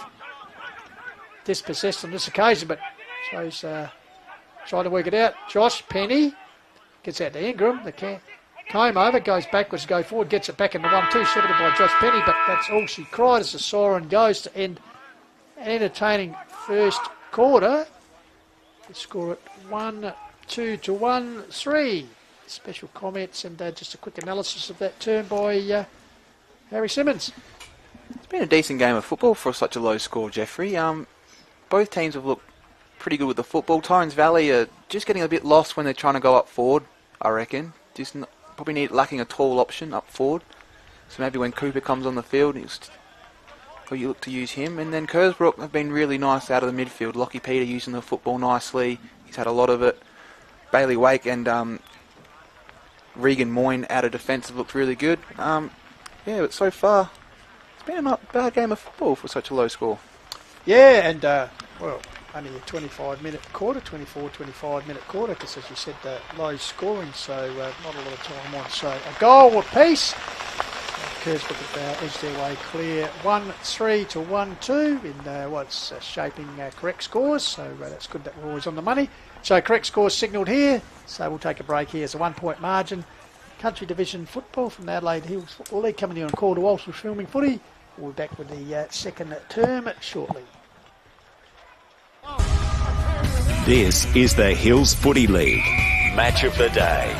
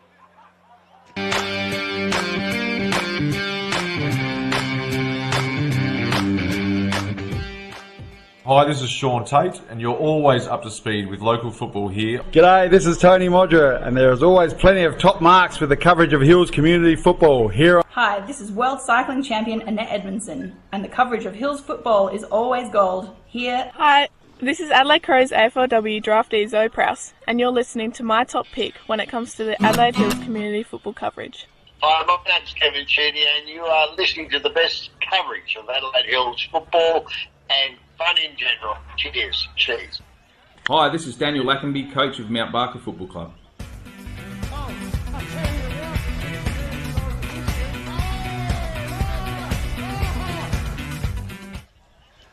And welcome back in the Call of the Wild Hills Football League Country Division. Come to you through filming footy. And out here at Adelaide retaining Walls Owen Kersbrook, and a pretty good game of footy in the opening quarter. One into one goal apiece, so pretty tight. And that's the Brookers 1-3-9 leading Torrens Valley 1-2. Jeff Pistola in commentary, and joined this afternoon by his special guest, past Torrens Valley, Strathal, Mount Lofty forward, and also Hills representative forward, Harry Simmons. And Harry, entrusted with the big job today, the most effective player, and also the snagger today. So most effective player, who's in the early running for the iconic Dartfish Beattie and the Archies. Yeah, well, it's been a good start for a few Kersbrook players. Lockie Peters had a lot of the football and he's been damaging. Bradford's looked dangerous up forward. And then Regan Moyne and young Jacob Pearson out of defence have looked really nice, using the football well. And then for Torrens Valley, Josh Cox in defence has been good. Josh Penny on that commentary side wing's been good. Matt Penny in the guts, getting a lot of footy, using it well. And then for the goal of the day, we've only had the two between Bradford and Wood, and might be a tie at the minute, I reckon, for goal of the day. Snag of the day. Absolutely. We're just teams breaking from their huddle here. We'll just hopefully go around the grounds. At quarter time, a couple of scores we can give you. Harndorf 5-3, Lobethal 1-4. Harndorf, 40 years. I ran into Gary Carlson this morning, who was actually the captain coach of the Harndorf side, which beat Lobie in the 1984 grand final, Harry. Yeah, and, right. He was set for a big day today, I said reunion, but so the current Magpies 5-3 leading the Tigers 1-4. Onka Valley 3-5 are leading Achunga 1-1. The Demons looking for consecutive wins after breaking the ice yesterday. And down the road, Gumaraka 3-1, Kangaroo 3 goals. So there you go, that's around the grounds. We'll repeat them a bit later. So we're underway in the second quarter here at Kersbrook Oval. Ball comes out here to the wing area. Out here to Pearson, who Pearson again. Harrison Simmons said was very good in the first quarter. Gets the ball up here, nurses it nicely up the line and finds Hayden Burge. Burge goes further afield for a teammate there. Oh, bustling through there is Cox. Well done. Gets the handball to Penny. The long sleeves combining there. Finally, the ball goes back to Matty Paul. High kick under pressure, lumbering at his big cards. I tried to flick to his advantage. Stolen away by the Brookers. Send it back from whence it came. Camped under the ball. Oh, row. Out of nowhere. There's a chance for Big Binder. Handball inboard. I think this is Young. Goes out wide to Mueller, the veteran. Gets a nice bounce. Gets the ball onto the Viking. Just the back just breaks away. Lovely touch on the kick too to Yor. Thor to Yor there. So taken by Matt Penny. Gets out wide to Gonzalez. So good possession football here at the moment by the Lions. But they just need a big clunker up forward, I think. Might come out of that as the clunk's taken by Griffiths. Gives it off the run of a teammate. Honours the lead of Peter. Almost in the centre of the ground. He goes out wide. So they're on here on the fat side of the ground. If he gets a nice bounce, he does. This is Savalas. Here's a chance here. Gabbard set sail for goal. That's a goal. Is that Bradford again? I think this might well be Bradford. Or Robinson, they get similar hairstyles. It is Bradford indeed. So, 90 seconds into the second term. Bradford has his second and also Kersbrook second, Harry. They were out and about there, Jeffrey, on that outer wing and used the football well to Bradford, and he's finished off really nicely with another goal. He's kicked his second. Could have had 5. Absolutely. 90 seconds into the second quarter. So nice transition. As I said, started with the big man Griffiths across the half-back line, and as you said, open members side wing, and finished off nicely by Bradford, the former VFA Victorian Amateur player. So back in the centre. Ball once again coming out. Taken by Ned Griff. Bit of confusion there. Penny, Josh Variety. Hits it to a teammate. Handballs to Matt Penny. Bit fumbly at the bit fumbly at the minute. Torrens Valley out of quarter time. So Ned Grief getting it up. Mark taking it for the Brookers. They'll come across to Bailey Wake. Fumbles as the cavalry arrived. Ball goes to ground in the form of Rowe for the Valley Lions. Working hard there at ground level. Nice contest by Parent to keep the ball in. Louis Parent, former Mount Lofty boy. So Torrens Valley need to push one back to the square here. They've got one. Kersbrook got one out. So they get the ball forward. Hooked down there, nicely stolen. Here's a chance for Paul. He runs into a heap of trouble. Good enough to get out of it. Goes backwards, goes forward. Finds Gonzalez on the left. Pops the ball up, but it's all Kersbrook back there. The mark taken by Josh Pearson. First year with the Brookers from South Gawler. Decides to go across. Target out here is Haylock. He's given him a bit of a contract though, but ball sits nicely for Haylock. Gets out of trouble at the wing area. Here's a dangerous Bradford lurking. Gavs it nicely. Handball's over the top of the room. A teammate. Ducked the chutney. Took one high. Free kick paid there. The Brookers in the shadows. A good crowd in the house here. So, ball further afield. At the back there was Robinson for the Brookers. That's the boundary line. Lucas getting involved there, but that ball nursed over the line.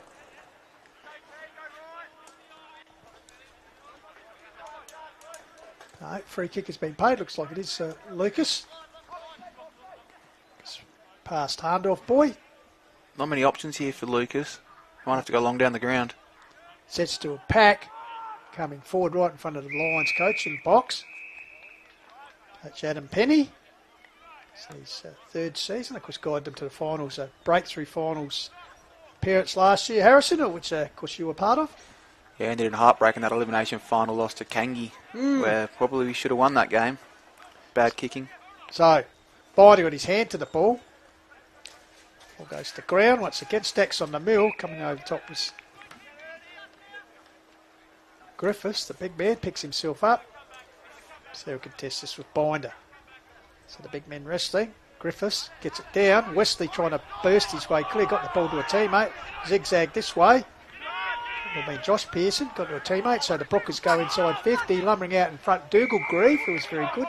He's playing in front there of Ben Powers. So Dougal Grieve, the skipper, puts it across his shield, and his eyes for the sun there was Matt Paul. Good effort. It was in the end. Had no idea where that footy was landing. Wear the sunglasses out there next time. So, Dinkins is up the line, finds Gonzalez. I thought about going over the top, but... this is better from Torrens Valley. The tools are on the side of the ball now. Just not moving for him. So Gonzalez kicks the ball. Target about their blick calves. But over the top. Good mark taken there by Haylock. Brody.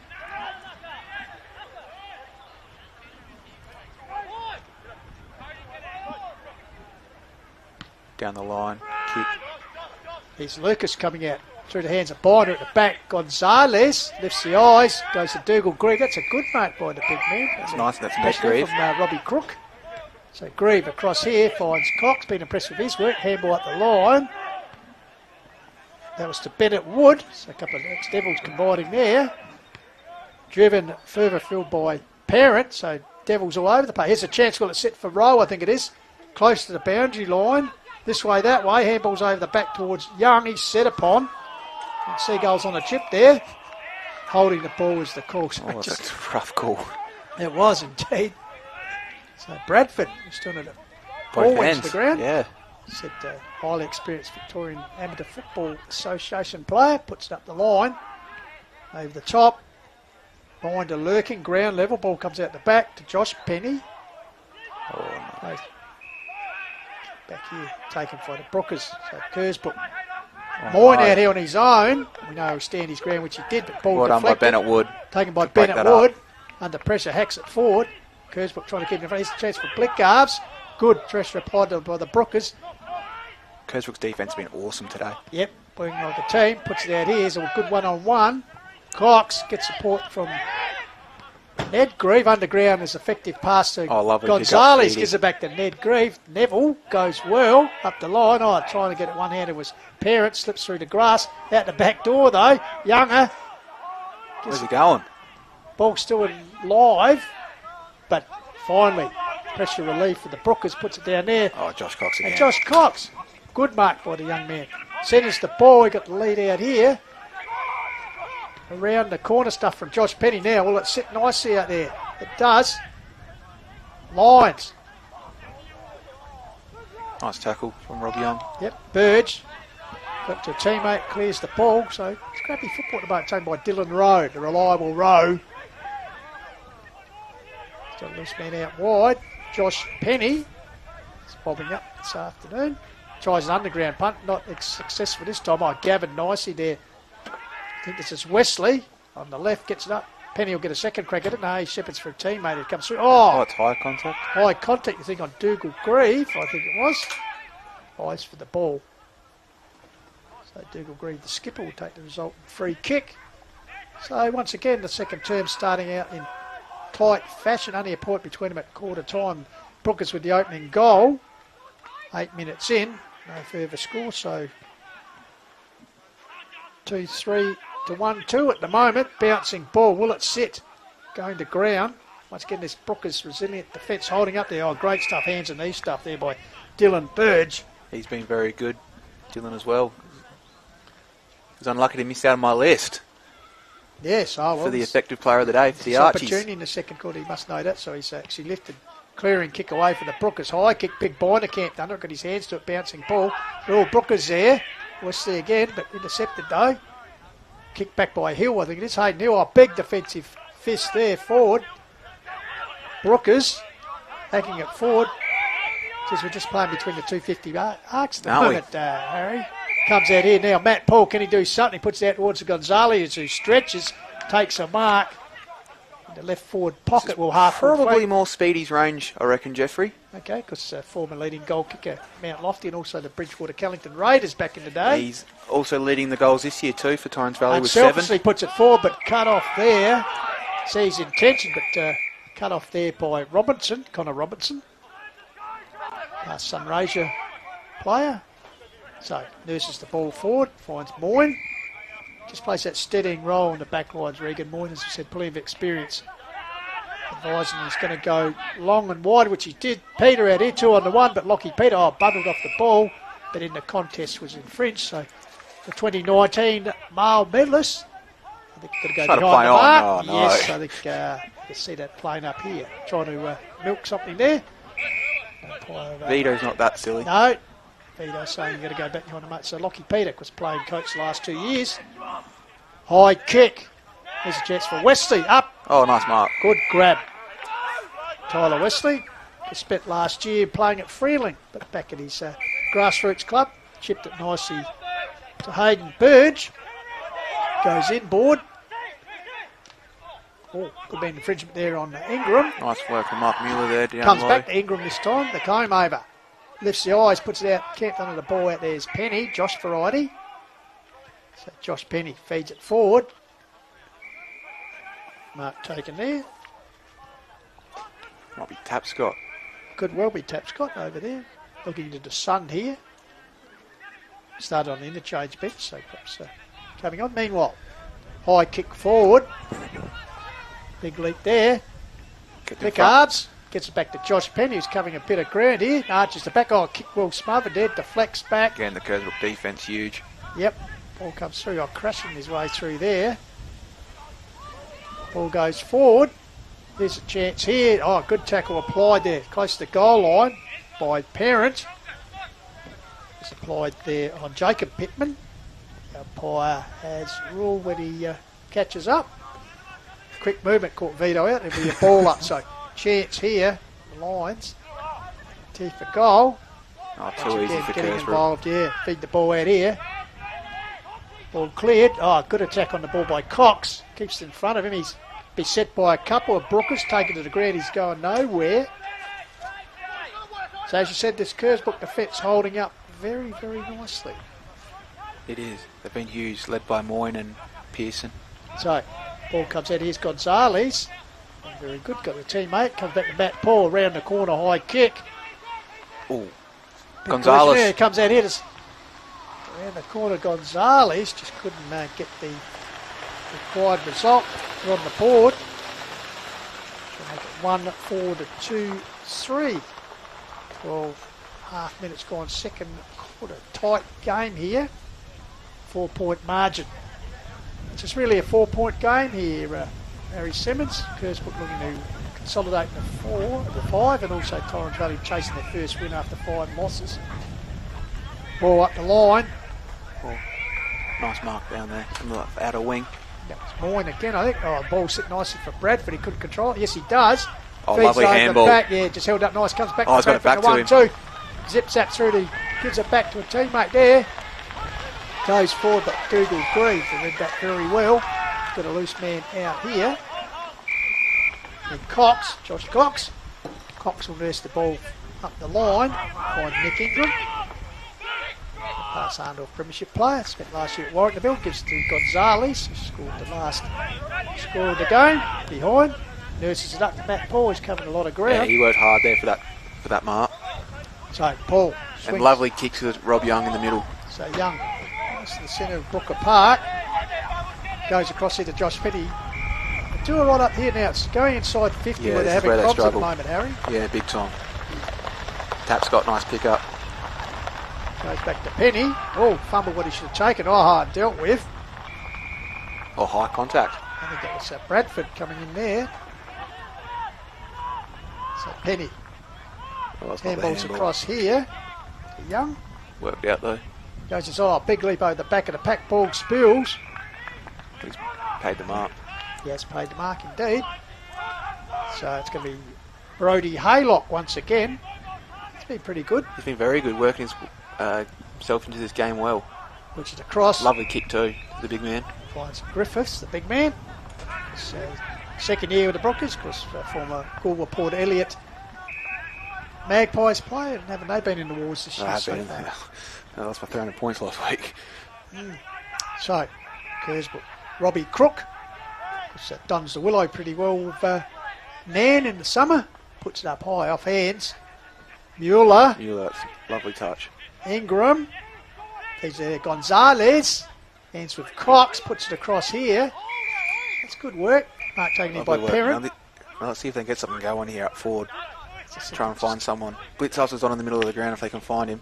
Got him. Nostradamus helped me out here. Well called by Harrison's got it to Paul. Paul goes long inside. Got the Dukes to it. Was Torrens Valley player there. Desperate work. Shoveled out there. Could be a free kick. Nice to the umpire. Bailey Wake at ground level infringed.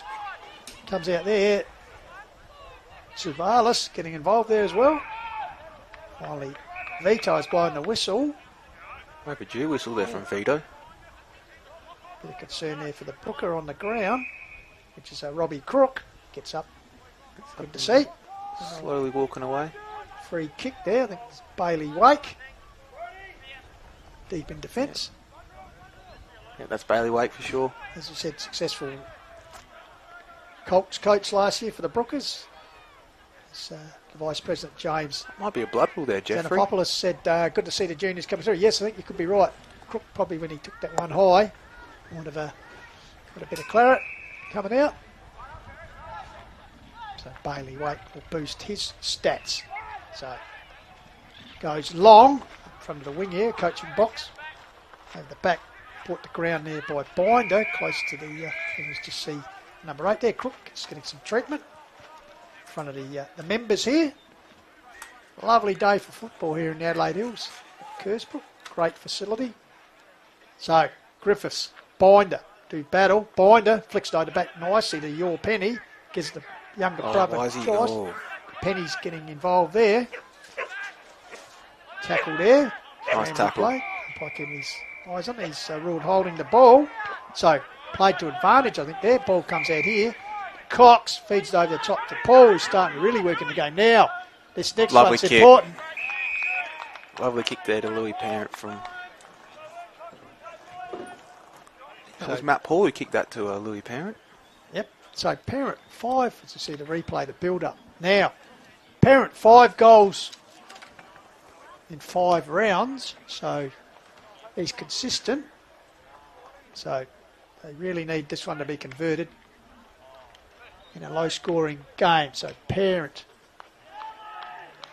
Looks like he's got it, yep. Has moved fractionally, but I think he'll like it in the end. He does like it.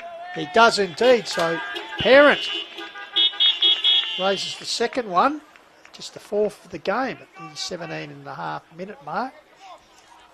So reward for effort, the amount of times, we've got a quick figure of how many times have been inside. Yeah, Torrens Valley's been inside 50 10 times this quarter. Wow. So they've been threatening. It's just that when they get to that sort of the early 50, like just on the line, they just sort of break down a bit. So it was good to see them get a goal there.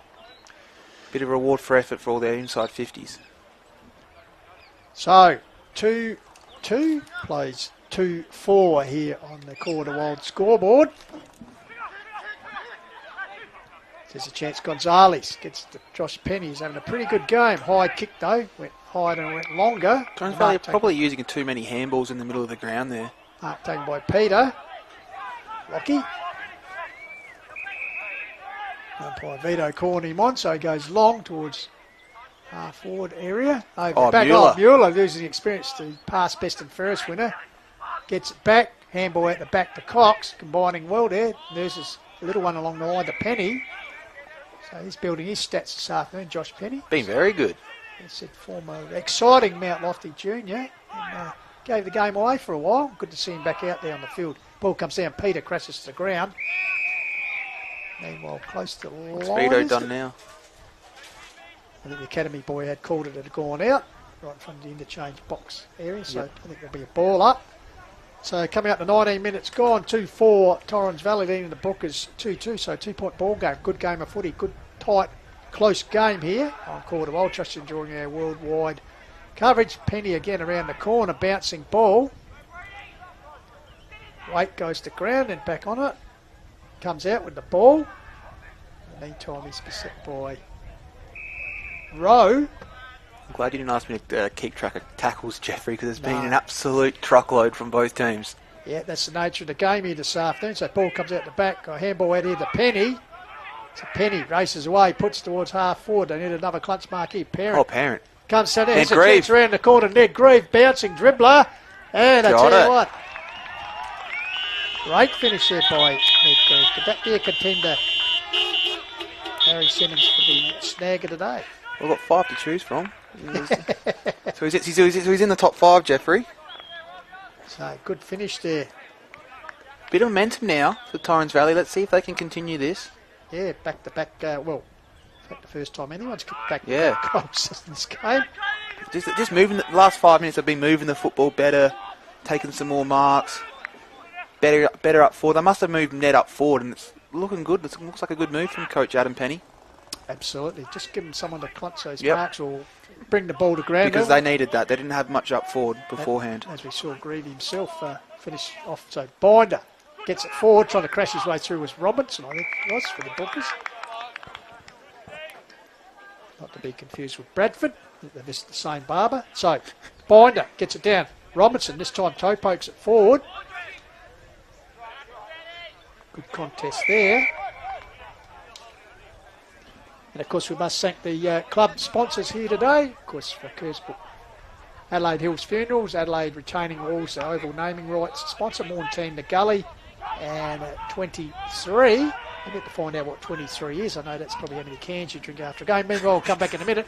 So the ball comes here. It's a chance once again. Well, a regular Saturday night, Jeffrey. Brookers go to ground. And of course Torrens Valley, they'd like to thank Auto Masters, First National Real Estate, Murray Bridge, Gutter Tech, Hughes Construction Co., Matt Wood Plumbing and Gas, and Thornby. And as I said, we value the support of all the club sponsors throughout the season. Thank you very much supporting community football. So here's a chance. Torrens Valley to go forward again and really put a little bit of a mini break. No, umpire has called a holding in ruck. Free kick. It's going to go to the big man Griffiths. So Griffiths in favour of our commentary side here. Puts it out wide here. Cox used his body well, got rid of his opponent, then lifts the eyes. Matt Paul drifts into space, gathers it, wheels around, centres the ball nicely to Matt Penny. So the yaw quickly gets it on. Back out to Cox. He's playing keepsies as he comes backwards. Then he high kick forward.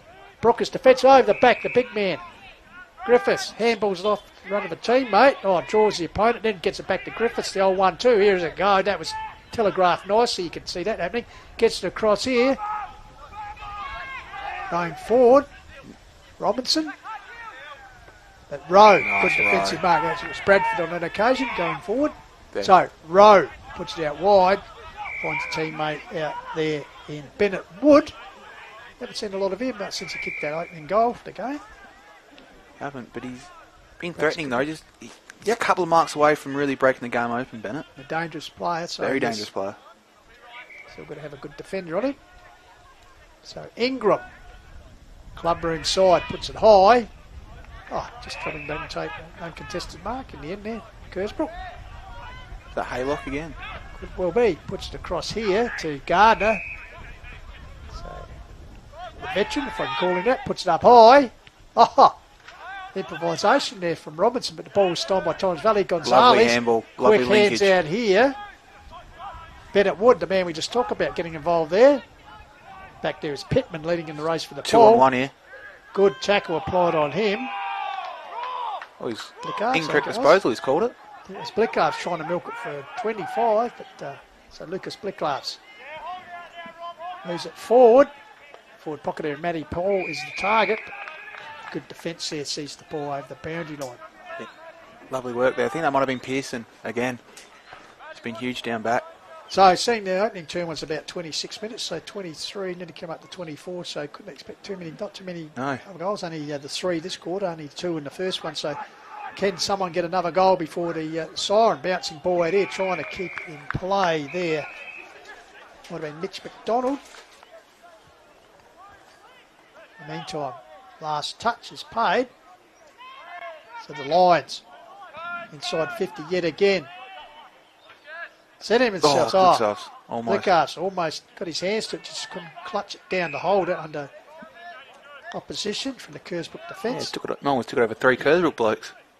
That's really what I said. Huge clunk. Good hands, basketball background as well, so takes a fair grab. So Griffiths gets it down. The big man doing it all. Got it out. Speedy. Gonzalez, I think. High. Yes, just drew a high tackle there. Here we go. Here we go, what we're talking about.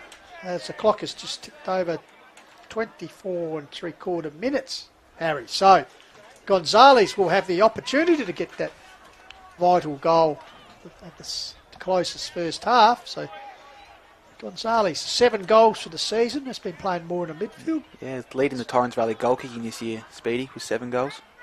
So let's see if he can make it 8 and have a nice little buffer into half time for Torrens Valley. So Gonzalez, important kick. Context of the game sets on its way. Umpire hasn't I moved. tell you what, and That's it's come cleared from the everywhere. line very nicely. So Gonzalez on the siren completes a 3-goal to 1 quarter for the Mountain Lions. So goal kickers in the match so far. Kersbrook only the 2 goals, both kicked by Bradford. And for the Valley Lions, we have Wood, Parent, Neville Grieve, and Gonzalez. So at half time, the Lions, but we've seen them in this position A few times this year. this season. So just a bit of a summary of the opening half here, Harry. Bit of a summary, Jeffrey. Well, it's been actually a really tight and good game of footy, I thought. Both teams are really trying to win the ball. Torrens Valley really broke away there late, and they'll take that momentum into 3/4 time, hopefully. Kersbrook, well, I think they're probably getting just those last 10 minutes, probably just lost it around the midfield, where they were really dominating the midfield early. But, yeah, with Kersbrook, we'd like to see them get the ball on quicker up to the forward lines, because there's a couple of mismatches down there I think they could take advantage of, but they're just not quite doing it yet. All right.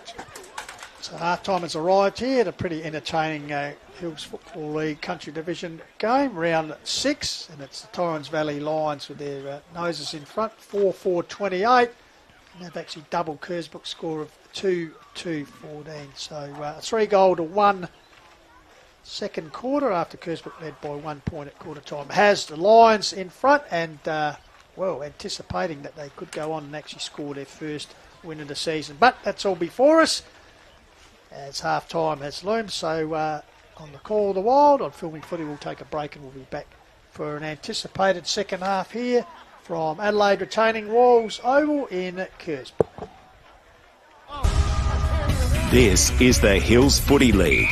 Match of the day.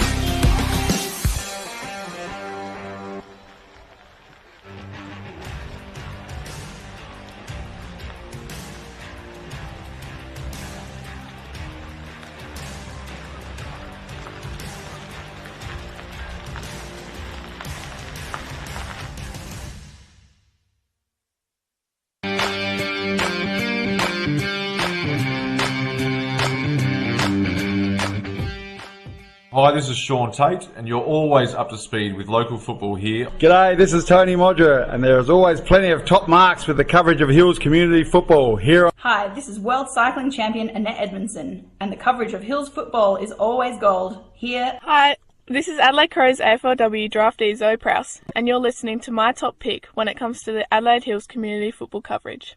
Hi, my name's Kevin Cheney, and you are listening to the best coverage of Adelaide Hills football and fun in general. Cheers. Cheers.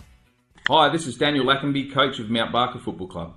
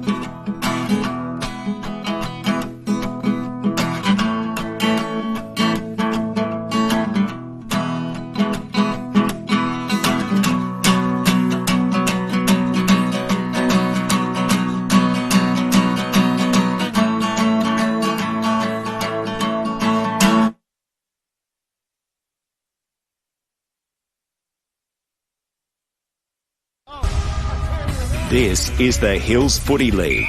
Match of the day.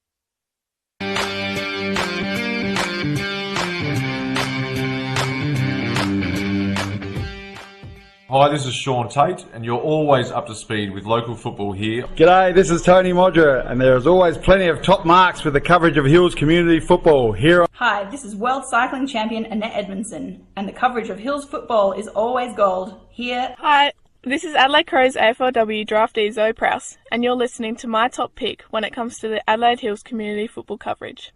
Hi, my name's Kevin Sheedy, and you are listening to the best coverage of Adelaide Hills football and fun in general. Cheers. Cheers. Hi, this is Daniel Lackenby, coach of Mount Barker Football Club.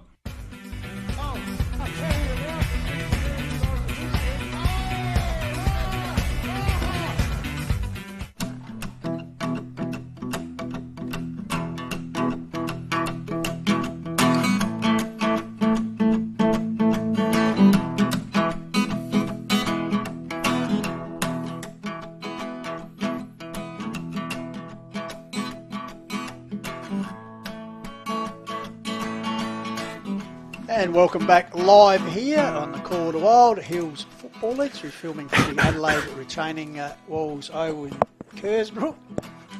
And a pretty good game of footy at the moment. It's Torrens Valley 4-4 leading Kersbrook 2-2. Jeff Bastola with you, and joined this afternoon by Harry Simmons. And umpires making their way onto the field. And of course, we didn't do our job properly initially, saying the umpires must thank their sponsors, of course, Cherry Glen Osmond, Mount Pleasant Butcher, the Sterling Hotel, Mortgage Choice through Matt Adam, Appel, and Sports Power Mount Barker. Of course, sponsoring the umpires and the umpiring team today, Ashley Brooks, Vito Cesotto in the field, and then we have Jade the McDonald clan today. In the boundary we have Jade McDonald, Riley McDonald, also Cooper Testy, and in the goals we have Adam Escott, John Skin McDonald. So all the McDonalds out there today, Harry, and well, might be an opportune time as we wait for Kersbrook. No doubt Coach Kane Powers would be not happy with his charges. They face a bit of a deficit at half time, but you have some further interesting stats that matter. Oh, I do. Thanks to Jade and Jay, who's watching it through at the MCG now. Crows up by a point. Kersbrook's best quarter is the third quarter, which is coming up, averaging 30.4 points per third term. And it's the third quarter is also Torrens Valley's best quarter, averaging 32.85. So we might see a high-scoring third quarter here, Jeffrey, after a slow start. We've had 6 goals kicked between the sides in the first half, so yeah. We might see a snag of the day. Best goal contender, the $25 vouchers from Lowe's Meat Co. as a family-owned and operated butcher shop. You shop there. What do they got for us, Harry? Well, I've got starting a range of takeaway food heated by store-made pies and roast rolls, headed by pulled pork. Wow. So, down at Mount Barker Village. That's where the Foodland Shopping Centre. Is that where Foodland is, Jeffrey? Yeah. The village shopping centre is the where they are. So, good feed guaranteed there, Harrison. I can vouch for that. Yeah. Now, also, called a while. We'll go around the ground for a couple other Hills Football League results, or progress scores, I should say. Half-time, Division 1, Onka Valley 6-9, leading Achunga 1-4. So the Doggies coming off a bye in Achunga home game, but chasing successive wins. But at the moment, the Dogs in front. Nan Bremer 7-8, lead Mount Barker 2-6. Oh, right. Ooh, don't know if we saw that. Mount Barker in very good form. Yeah, I didn't see. I might have tipped Nan, but I didn't think it was going to be that much of a blowout. And just over the mountain here at Mount Gould, Gumaraka 6-3, lead Kangarilla 3-1 at half-time. So a couple of scores there, which will attempt to bring you further scores and updates throughout the afternoon here on the Call of the Wild. Surely we're due for some live scoring on Play HQ. Surely it's time, Jeffrey. Well. It'd be very handy instead of getting text messages and looking on Facebook. That would, and also perhaps those who are filming the game, for filming footy, should help out their teammates. Well, they should. That would also be helpful. Have to speak to management. We'll get our man Tomia, because when Tomia cracks the whip, I tell you what. Does he? Now, speaking of a quarter while, we must thank our media stream supporters, of course, Filming Footy, Sports Interactive, Dartfish, and of course the HFL partners.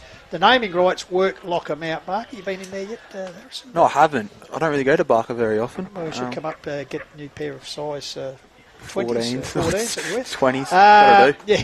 Yeah. Closey Supermarket, Sports Power, Sharon, the Courier newspaper, Think Road Safety, and Sports Centre. And of course, talking about shoe sizes, of course, you're entrusted with the job of the most effective player here this afternoon. Of course, they get the iconic Dartfish beanie and, of course, the pair of Archie's. Archie's Art Support thongs look just like normal, Harrison, but they provide important structural support, comfort never seen before, and a regular pair of thongs endorsed by brand ambassador, of course, the great man Dustin Martin. So, yes, that'd be a great acquisition to the footwear in someone's household. The most effective player here this afternoon. Of course, the iconic Dartfish beanie, which gets given throughout Australia on filming footy-covered games.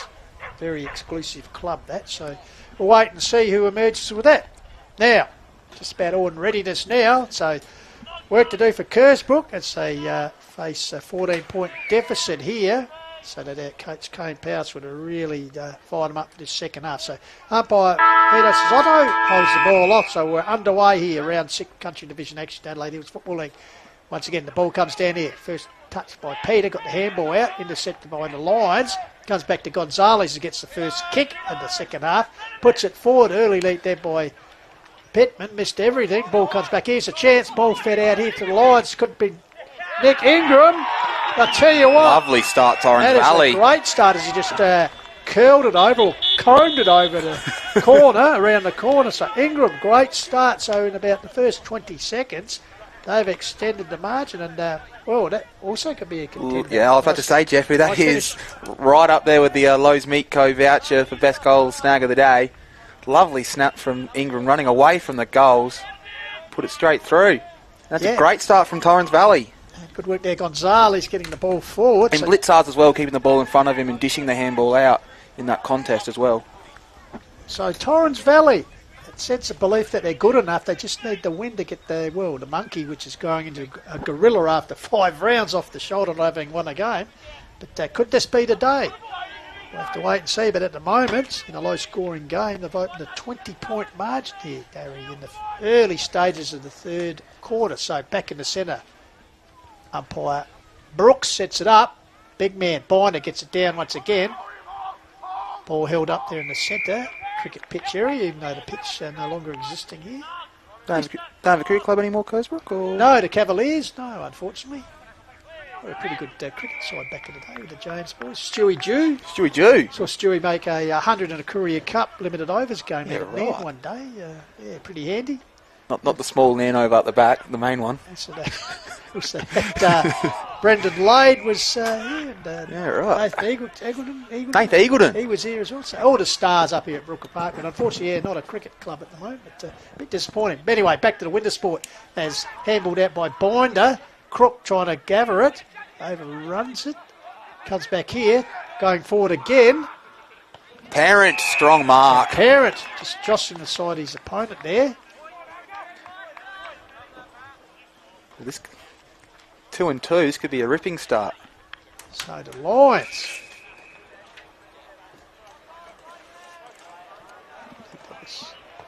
Regan Moyne too. He took that mark in opposition too. So Parent, opportunity, kick his second of the game. So Louis Parent, his second of the game. It's 6 for the Lions. Dare believe. They dare believe. Well, unfortunately, we've said it a few times today. They've been in this position before and finally bundled it, but not right now. It doesn't look like they're going to. Great midfield work from Speedy and Ned and Rob and Binder, and their forward line's clicking well after a slow start. Interesting to note, Harry, they kicked a goal at the 3-minute mark, the first goal of the game. Then they didn't kick another goal until the 17-minute mark of the second term. Then they had a bit of a flurry as they kicked 3 goals before the end of the term. Well, the last 5 of the game. So, yeah, quite correct. So, ball comes out here. Brookers need to reply, or this game will slip away from them. But Valley Lions run here. Younger getting involved. Back to Penny. Josh Friday comes back to Young. Great work, from Rob Puts Young. Puts it forward. His Blickars can't get his hands to it. Ball loose. Coming to meet it. Underground handball there from Garden. They got it to Peter. So the two ex-Onkers boys combining. Gets it forward. Off hands. Ned Grieve getting involved. Shrugging off nicely, working his way through was Burge, puts it forward, and a good mark taken there by Robinson. Off to the races. Got the lead out here wide. Rowe. Two lines, Mueller and Rowe colliding. It's a disaster. And the Brookers will reap the benefit there. So just see that one in replay, but wow. Mueller can't doubt your commitment. Is that your man Dylan Rowe down, is it? Rowe and Mueller, I think it was. Yeah, I knew Mueller was one of them, but who's... Just see the ball come in here. Just see Robertson grab it quickly. Just hit the ground running, puts it out wide. Commitment there on the ball. It's unfortunate for Torrens Valley. The ball picked up there. So I think it might be Agarostis, 25, kicking that goal. So, yeah, you can't knock a bloke's desire for the footy, but just unfortunate. Very unfortunate. So, as we said, fortunate. Unfortunate, but fortunate for the Brookers. So, the goal they needed a steady. So, 3-2-6-4 pulls them back to 20-point margin here early in the third term. 5 minutes just about expired. Good duel in the sun here at Kersbrook Oval. A lovely pick up, Bradford. Yeah, Bradford. He's been busy all afternoon. Want that to continue up here to Robinson, who's also lifting. So, Robinson. That's the first year with the club. Bit of experience. Adelaide Plains, Barossa, Sunraysia. Interesting to see if he's got the distance here. A lot of Kersbrook people are trying to lead at him, but he's ignored them. He's backing himself in here. Must know his own capabilities. So, Bradford. All short of the distance. As Clint said, a man's got to know his limitations. So, throw in next to the behind post. Diminutive academy boy there. Throw the ball in. Bob Young's all alone here. He's been very damaging to start this quarter. No one. There's a chance for the Brookers. They just urged that one through. Bradford again. Just willed himself forward. He was tumbling over, but wow. So Bradford, third goal out of 4. He's certainly doing his part this afternoon. Could that be a contender? He's perhaps his second contender. Could be a second contender, Jeffrey. I was too busy looking at Torrens Valley's Rob Young all alone, who's been damaging this quarter, and forgot about the most damaging player on the field at the moment, Sam Bradford, who's been all game, kicked his third goal. I'll tell you what, you'd describe that probably as a bit of a bustling goal as he just determinedly burst his way through the... Did, burst out the pack like Tarzan there. He did, so 4-2-6-4 here. Very good game of country division football. I trust you're enjoying on the court a while. Yeah, it's lifted, Jeffrey. It has indeed. So taken by the big man Griffiths. Does his own work as he puts it forward. Fisted on there, his chance. Robinson, I think it is, on this occasion. Ball comes out the back door with Penny. I think he's wrapped up in the tackle. So it's the sun starting to come down in the west, just making it a little bit hard for us here in their commentary spot on the eastern side. Ball comes down. Fed out. Tight, and the clincher's out there, as you can sense. This is a very important moment in this game. Taken by Younger. Yeah, Rob Young in the meantime, umpire indicating perhaps a Torrens Valley free kick. Yeah. I think this was Hill. Puts it out wide. Finds Cox, I think it might be. Yeah, it's Josh Cox with the long sleeves on. In the sleeves, yes. So Josh Cox, half-back flank area. Crossing over from Mount Lofty this season. A couple of players going down in the middle of the ground. They're up on their feet. Nice contest. Ball comes out the back door. Here's Moyne. Feeds it out to Gardner, I think it was. Gardner with the high kick. Up the flank area. Oh, great gather there for the Brookers. Gets it on the run of Bradford, who's everywhere at the moment. Arches the back. Oh, well great done. Smother there. Dougal-Grieve. By Dougal-Grieve. Anticipated that well. Ball comes back. Cleared there. I mean, Mueller puts up the line. One coming down very heavily there. Bounced up nicely, though. This Parent. Meanwhile, ball in that interchange area. Last touch. Over the line. And free kick's going to go to last touch. The agency of the Lions. So they go further afield.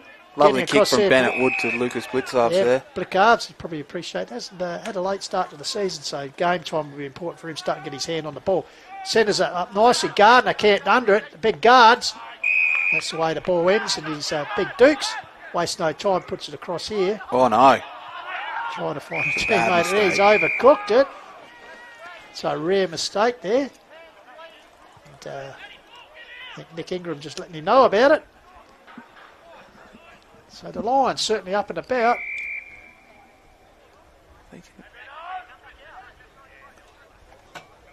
So, free kick here. Nurses up the line. Steamy at his Blickards. Unlucky. Falls short. He gathers it though. Tackle. Gets down here to Matt Penny. Ooh, Vito threatened to call holding the ball there. Oh, off the ball. Down goes a Brooker. Ball comes out the back door. Comes here to Robbie Crook, who was in the wars earlier. Good to see him back. Puts the ball out the wing area, but Mueller said the pass best and fairest for the club, and a real stalwart takes the mark. Be a 2-time best and fairest winner. I think you might be right, Dill. Yeah. Yes. I think he's selling them one short. Been through thick and thin with the Lions. Hasn't he? Oh, Rowe, another man who's been a stalwart, puts up the line. Will it sit for Parrott? He's well worn by opposition there. Over the boundary line. That was Matt Paul, I think. So, throw in. So, interesting stage of the game. Kersbrook 4-2. Chinaru and Torrens Valley Lions lead of 6-4. So, 14-point ball game here on the Call of the Wild. Come to you through filming footy. Ball comes down.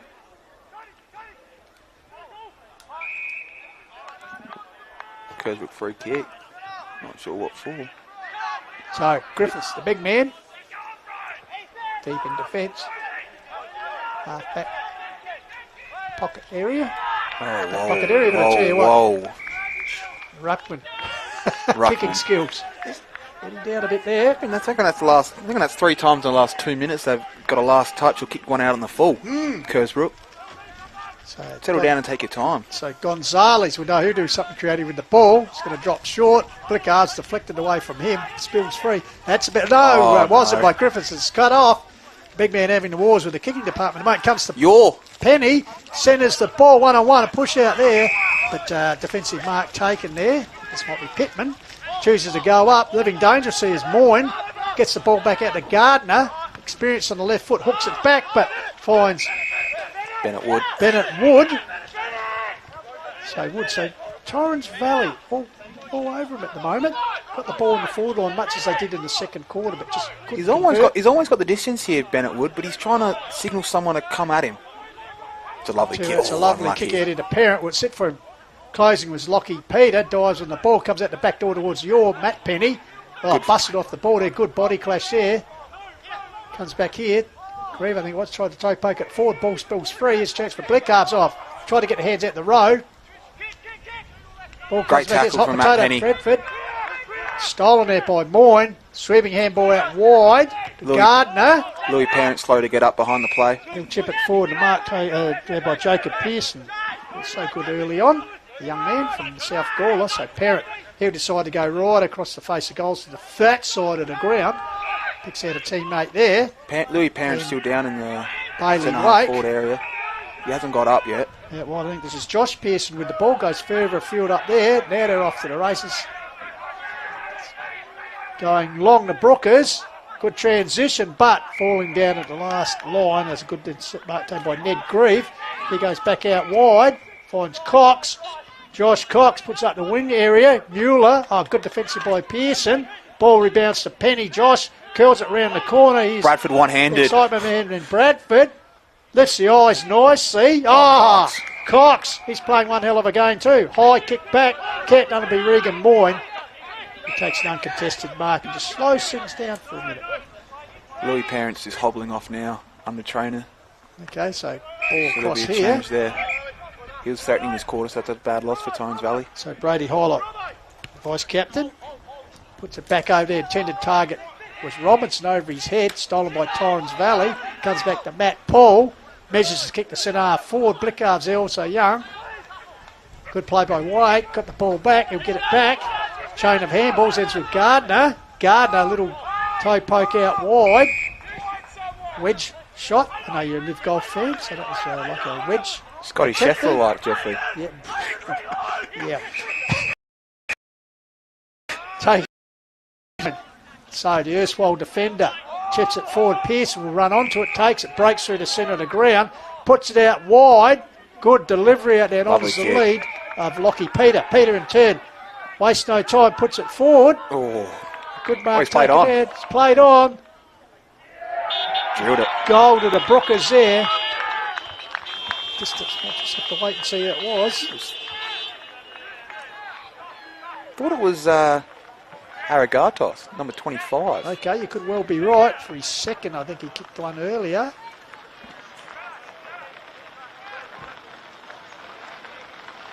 So Agarastus. I think it was him, yeah.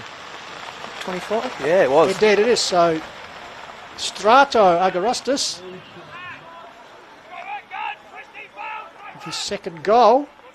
So the Brookers edging it closer. Takes up to 5-2 to 6-4. So almost halfway through this third term. Tell you what, Jaden J was absolutely correct about this.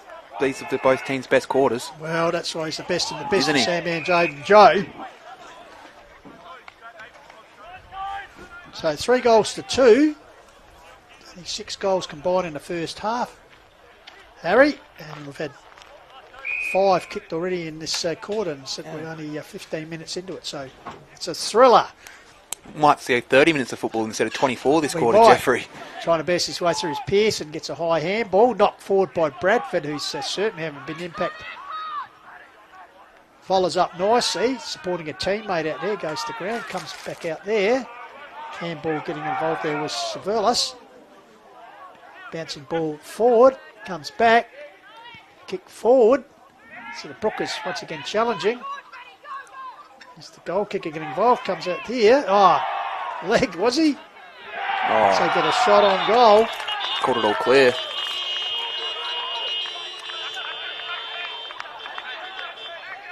So on that occasion, I think it was Ben Powers with that goal.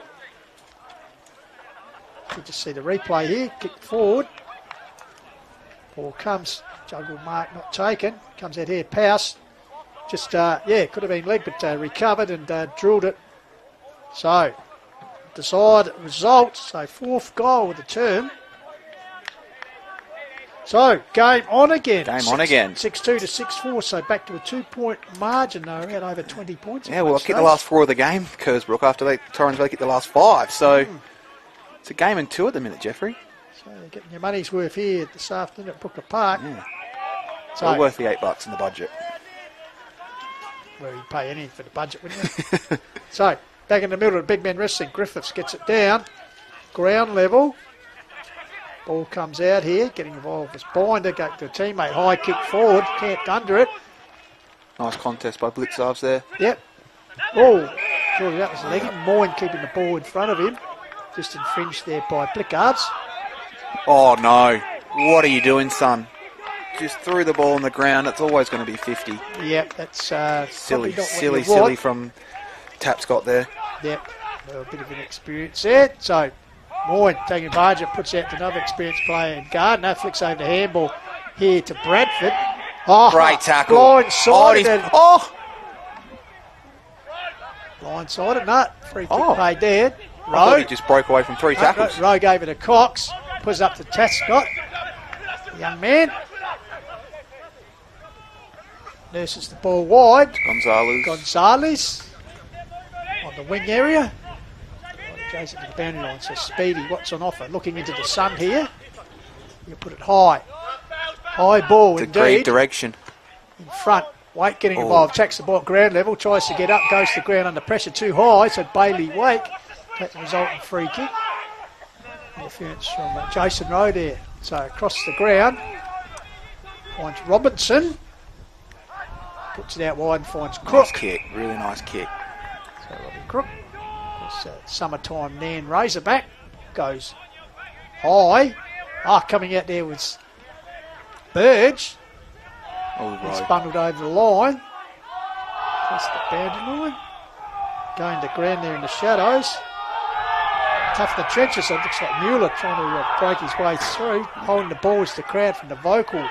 Kersbrook faithful. Yeah, under the pavilion. Good crowd in the house. Yeah, very nice crowd. Because we must say Indigenous jumpers looking a treat too for the Brookers. Ball comes out, here's Binder. This way, that way, finally gets boot the ball. Ball locked up in the tackle there. This is big for Torrens Valley. Near their forward line, plenty of options up forward. Need a goal to stem this flow from Kersbrook. It's like the veteran in ruck, Steve Cooper having a run. Ball comes over the top. There's a chance for Ingram. Lovely Pushes kick. it forward. Wood. Target is Wood. Oh, he's called play on. Wow. And you can hear Griffiths. You can hear the coach from here. Wasn't happy with that call. No. As the ball disappears up the bank, but in the meantime, looks like Cooper will get the last. The Dartfish replay looks like he... One grab, two grab, yes. Two grab. Well, anyway, back live. Dangerous area here. Handball by Pearson, gets back to Gardner. He's forced to go backwards looking for support. Nearly losing his head was Robinson, just slipped high in the tackle there. So Robinson will take the resultant free kick. Gets that wide to Pearson. Jacob variety. The young man who'll go in the centre. Looks like Moyne, I think, streaming through. He's played a pretty good game. Very good game today. He could be Dartfish beanie bound. Very much so. Ball comes up here. That's a good low grab there by Savalas.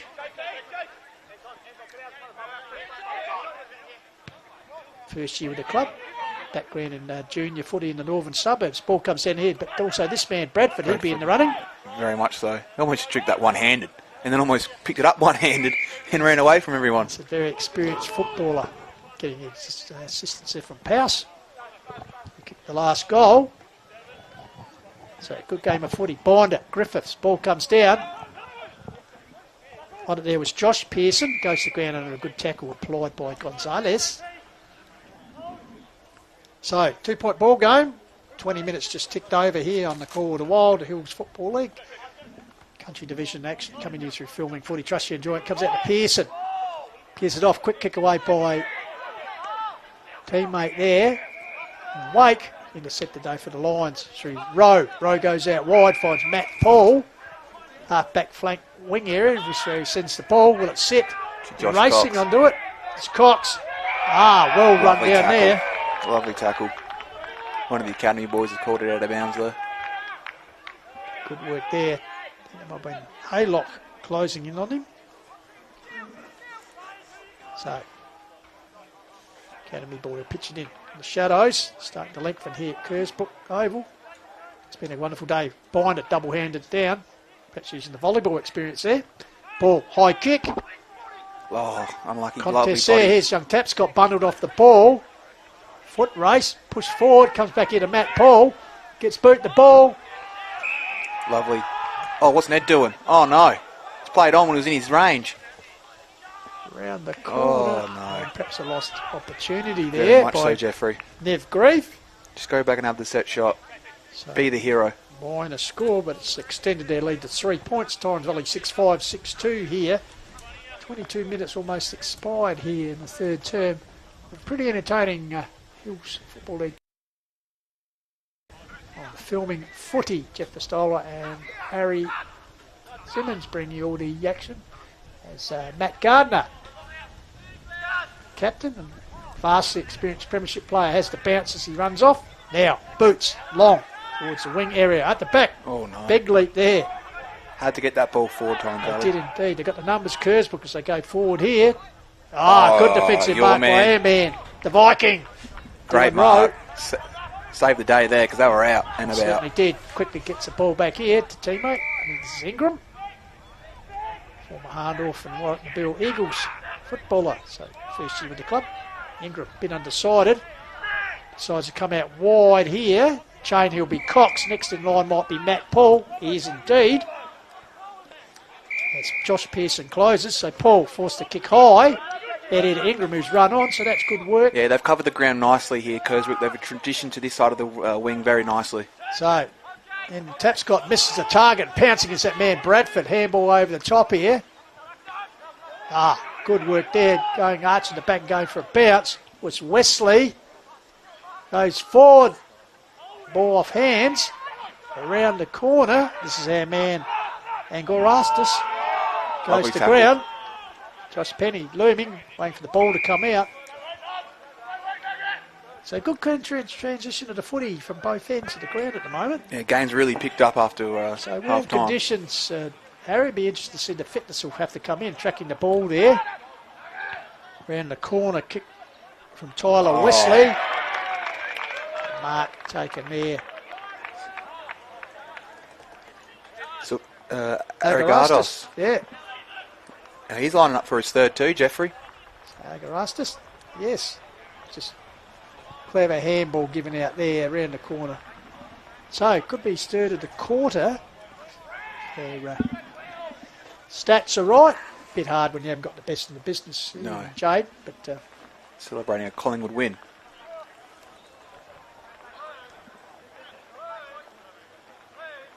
so Agarastis straight as a Not die moved. over the goal umpire's head. So if indeed that is his third.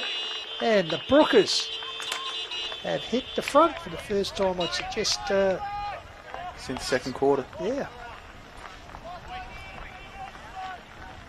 So, questions being asked.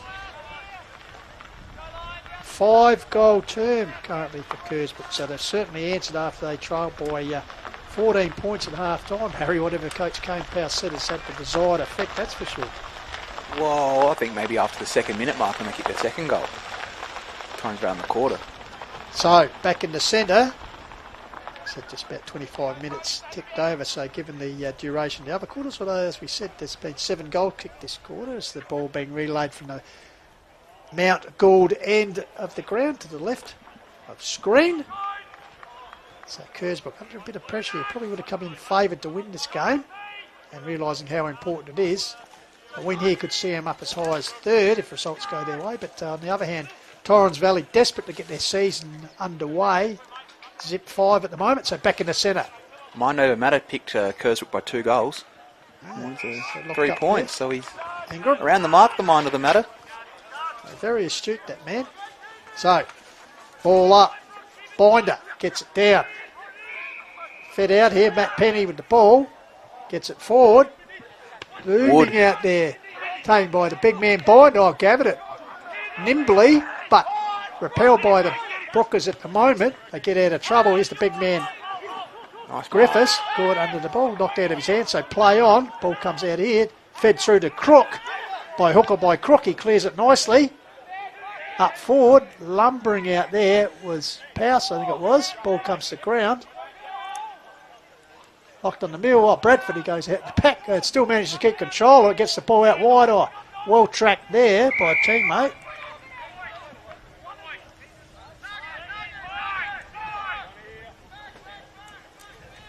And there was Savalas for the Brookers. Meantime, kick forward. Going in front, but a good mark taken in defence. Ben Lucas. So Lucas goes out wide here to Josh Penny, half-back flank area. So Joshua Penny. Getting his eyes in the sun. Nothing down the line for him neither. No, so he nurses the ball forward, running on his Cox. Oh, it's courageous. Cox takes it. He had body coming at him, but took the mark. It's a good... well, Wesley could have really made a meal of that, but he didn't. So... no harm done. So the ball comes down the line. Here's Binder, taps it over the back looking for Cooper. Cooper lies the big bear hug. Yeah, wasn't it? That one, the big man, the veteran. Looks like they had a bit of work to the head, maybe a little die number. A mile away. Hello. So Binder, Griffiths, ball comes down. Oh, Penny. Penny in a just spin spreads cycle. His way through a bit of turning back the clock, as you said. Wasn't he? Very sweet work there. Unfortunately held in the pack. Put Pickman in a spin cycle there. That's right. So Griffiths gets it down.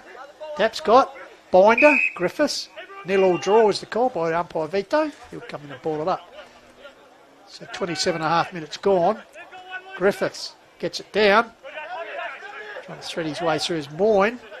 Stolen there by Wood. Dispossessed. Oh, in the back holding, too. No, holding the ball. That's probably a pretty quick call. But in the meantime, the Brookers take advantage of the free kick. Put it up the the wrong wing call area. there, Peter. Over the top was Cox. Foot races on against Wesley. Tries to gather the ball. Strength in numbers here. Oh, well done. Wesley. He's got to support the teammate. Gets it across there. Here's a chance for that man Bradford. He'll do something exciting, but in the meantime, the whistle has gone. It'll be a free kick. No.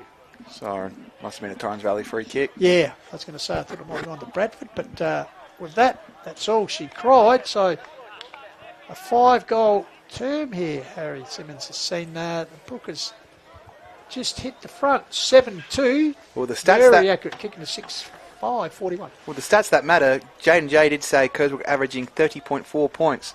He was 0.4 away. Wow, well. Oh, man, that is something. That is just scary. He's very good, isn't he? Well, that's what he gets paid the big bucks for. The big bucks for. I know he's been lured by other organisations, but he Has loves he? the call in a while. Yeah, man, Jay. So, a 5-goal straight quarter to the Bookers. 2 goals, 1 to Torrens Valley. So as we turn to home, it's a 3-point margin. Just recap the game.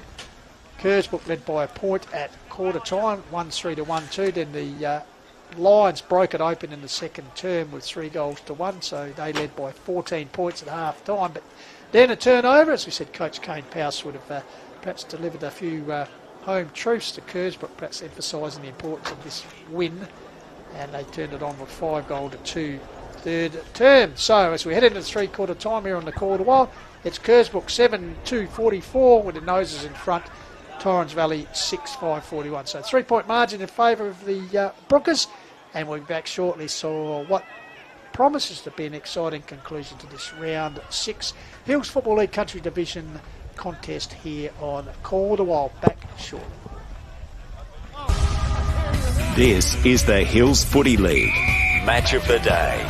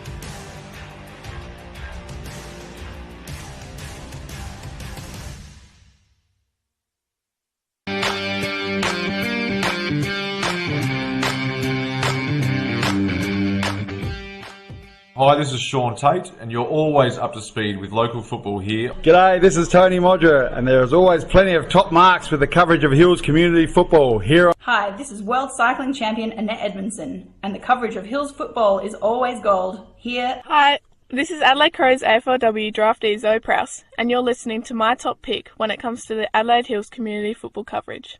Hi, my name's Kevin Chetty, and you are listening to the best coverage of Adelaide Hills football and fun in general. Cheers. Cheers. Hi, this is Daniel Lackenby, coach of Mount Barker Football Club.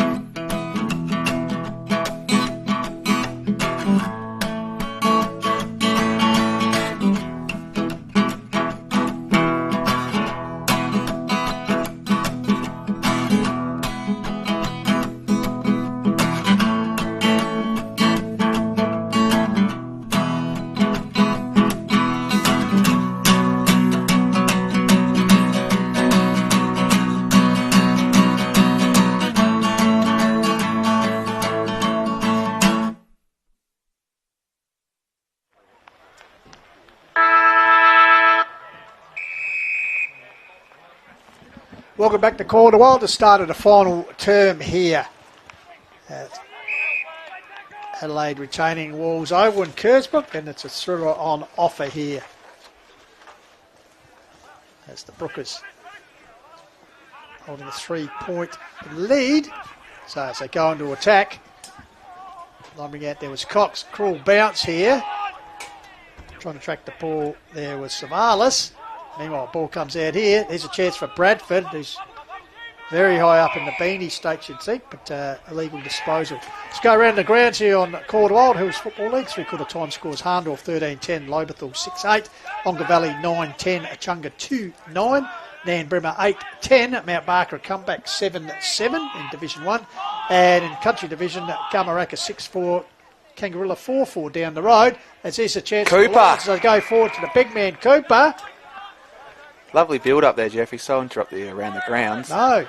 Nick Ingram, take a bow, huge contest, run and carry, spots up Steve Cooper really nicely, and he's a very good set shot. I hope I haven't put the mockers on him, touch wood. So his 6th year with the club.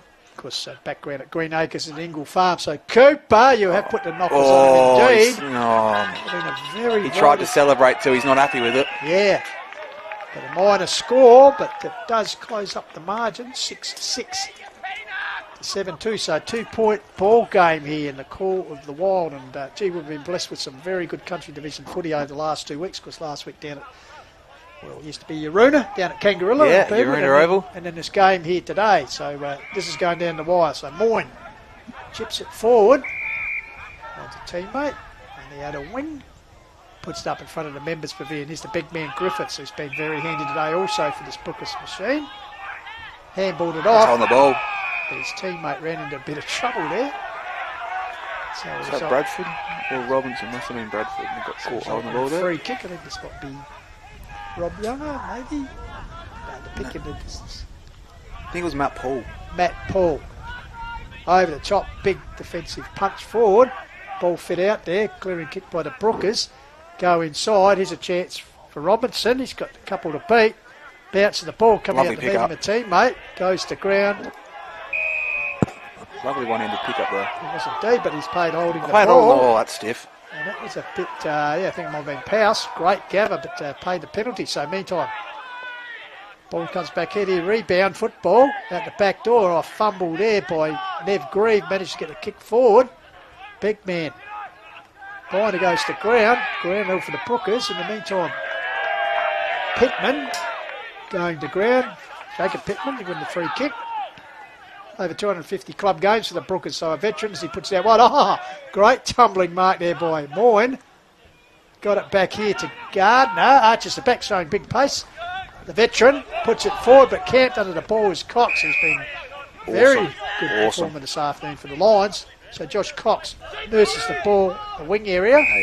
Hayden Hill, late inclusion in the team. He's done his bit, that's for sure.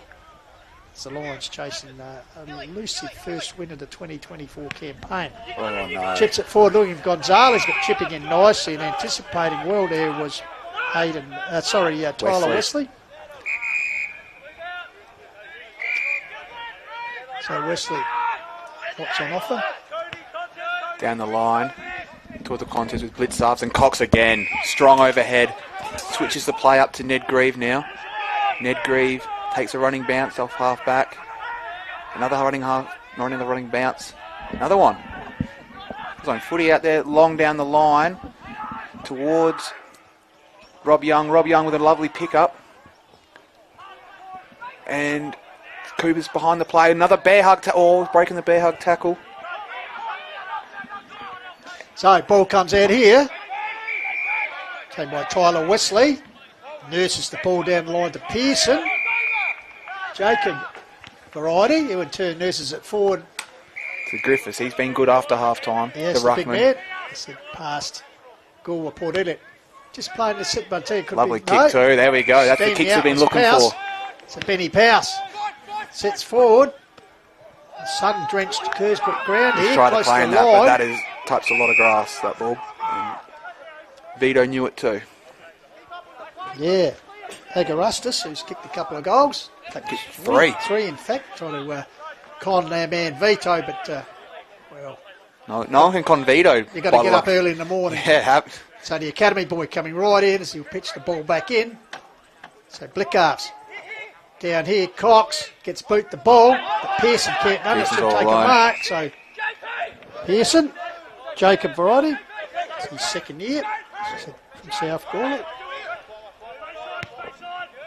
Just sets it up top of the square. Off hands. Got it. Fair man. Agarostis. His fourth. Fourth goal we have him for 4. I tell you what, that's not a bad shark off the pack. Maybe that could be a contender. More importantly, the opening goal, 5.5 minutes in. So Kersbrook. Lovely crumb and read there too. Yeah. So Strato Agarostis. Sounds like a shed. Does. I tell you what, former had a bit of experience in the sandfall with North, Paynham and so certainly making his presence felt in his debut season in Hills football. Looking like a really nice get for Kersbrook. Yeah. So the Brookers, 8-point margin here. Torrens Valley need to respond. Unfortunately, this year they've been prone to a few fade-outs. Yeah, they have. And last year as well, unfortunately. So back in the centre. For Brooks. Blitzar's in the ruck now. Yep. So that ball comes down here. Ball driven forward there. Nice spoil. Off hands. Round the corner once again. Vito's in the pulled meantime, the something whistle's out. gone. Yeah, it's a holding a free kick. It's going to go to the Lions. Kersbrook crowd not happy with it. But I suppose we appreciated them last week, Harry, but obviously this week not umpires day. So Andy Marr didn't last week either. the Lions, taken by Ingram, took it off his bootlaces. Lovely Centres the kick ball. in the middle. Got to come off. Taken by Jason Rowe. He in turn will go out wide. Oh. Matt Paul, I think it is. Under pressure. He's closing Oh, his he's almost handballed it out of bounds himself. And I think, yeah. Oh, no. Umpire has played that deliberate, so Matt Paul probably want that passage to play back again. Not the man to have the ball in the hands too. So, ball forward. Blickard's getting back there. Hands Torrens the ball Valley. off hands. Lurking his Rowe. He gets the ball, shoots the ball out to Ingram. Well done. Good combination. Puts it forward to Gonzalez. Oh, Good good attack by contest. Pearson. Follows up at ground level. Well done. Intercepted here for the Lions by Ingram. Puts it forward. Oh, sport mark there. Gardner just pounces on like a seagull on a chip. Puts it forward. And finds a teammate who found space there. This is their man, Stratos. So Agarostis, right in front of our commentary position. So Smart by him, take his time, take the 30 seconds or how long it is to have a shot for goal. So our junior Berger on the lens. Hudson Martlow will be right over the shoulder here. It's Stratos. I tell you, if he kicks this one, it'll be right into the stratosphere. Could be snag of the day territory if he kicks this. So Thanks to Lowe's. sits it on its way. Ooh. Unlucky. Unlucky. It drifts wide.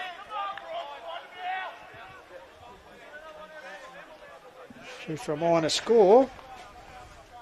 I tell you, Tommy, you need to take the trailer to the car wash on the way home. It's the windows here, the dirty windows, with the sunshine on them. Not the best to call from. Taken by Gonzalez.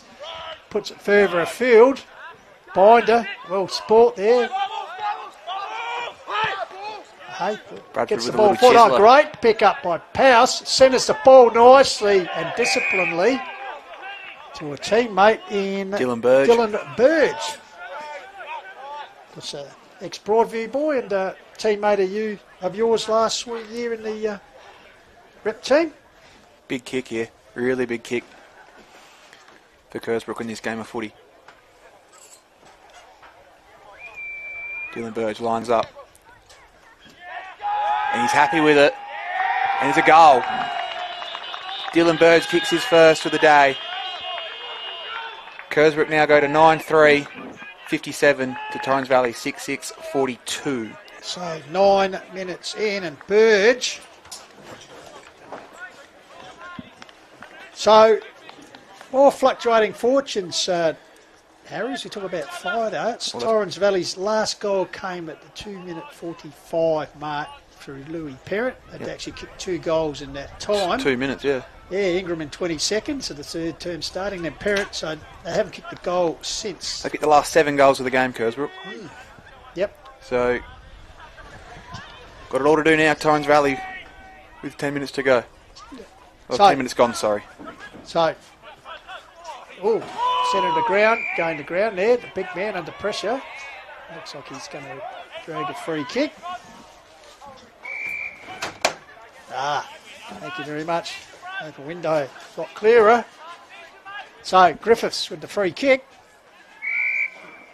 Big man virtually in the centre of Adelaide retaining walls oval, and Kersbrook puts it forward. Coming out is Cox. He's been good all afternoon. Goes to ground. Ooh. Nice tackle, Tap Scott. Could have been a little. He's paid hold on the ball too. Cox getting up slowly. Could have been just a little tickle in the ribs there.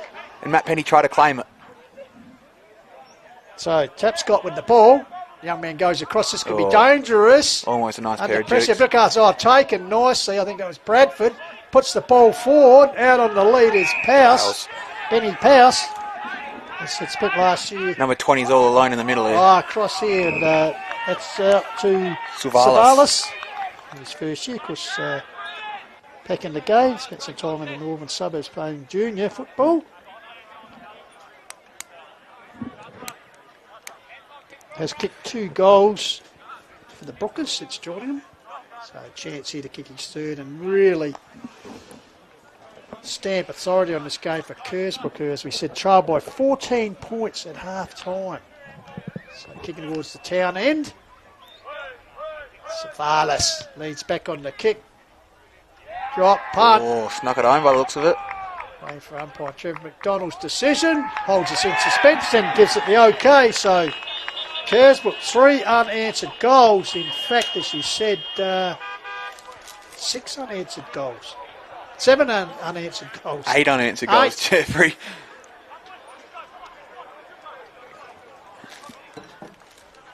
So Kersbrook under the pump at 3/4 time. At half-time, rather, have responded to Coach Kane Powell. And, 10-3. Accurate kicking, that's for sure. 6-6. So one more scoring shot. But, handy lead now. 21 points. So back in the centre of the ground. Lions, have they got anything left in them? Leaper is Blickars. Ball comes down. Hack forward for the Brookers. Nice great grab there by Rowe. You know, he'll play out the game. Gave it to Matt Penny, who's been good this afternoon. High ball out here. Getting in front is Pearson. Couldn't hold him up, but controlled it. Very nice. Lovely. He got out of trouble And go. and puts it forward. Finds our man. Savalas once again. Meanwhile, what's happened here? It's a yellow card that's been issued or something. To Rowe, perhaps? Yeah, it looks like a yellow. To Dylan Rowe. Or did he drop the red card? I don't know. He's got both cards in his hand now. What's he? Whole deck. And seems like the players are telling the umpires what should be going on here. And the same as the Kersbrook 50, faithful. So Savalas will be moved right to the goal line. Yellow for Rowe. He will kick consecutive goals, I think. And, everyone's a bit confused what's going on here. So Savalas, edge of the so he should kick this goal. As see the Kersbrook players just gathering their thoughts as watching their teammate here, Savalas. So the chance for him to kick back-to-back goals, which he has. So you'd think that could well be the end of the, dare I say, penny section for the Lions. As Kersbrook race out. So a pretty handy lead now. 14 minutes into this final term. So 4th goal to term. As I said, Kersbrook's last goal came at the 2-minute 45 mark of the 3rd term. They've added 1 point since. So Kersbrook certainly taking hand. So reduction in numbers here too. So this will be a pretty hard case here for the Lions.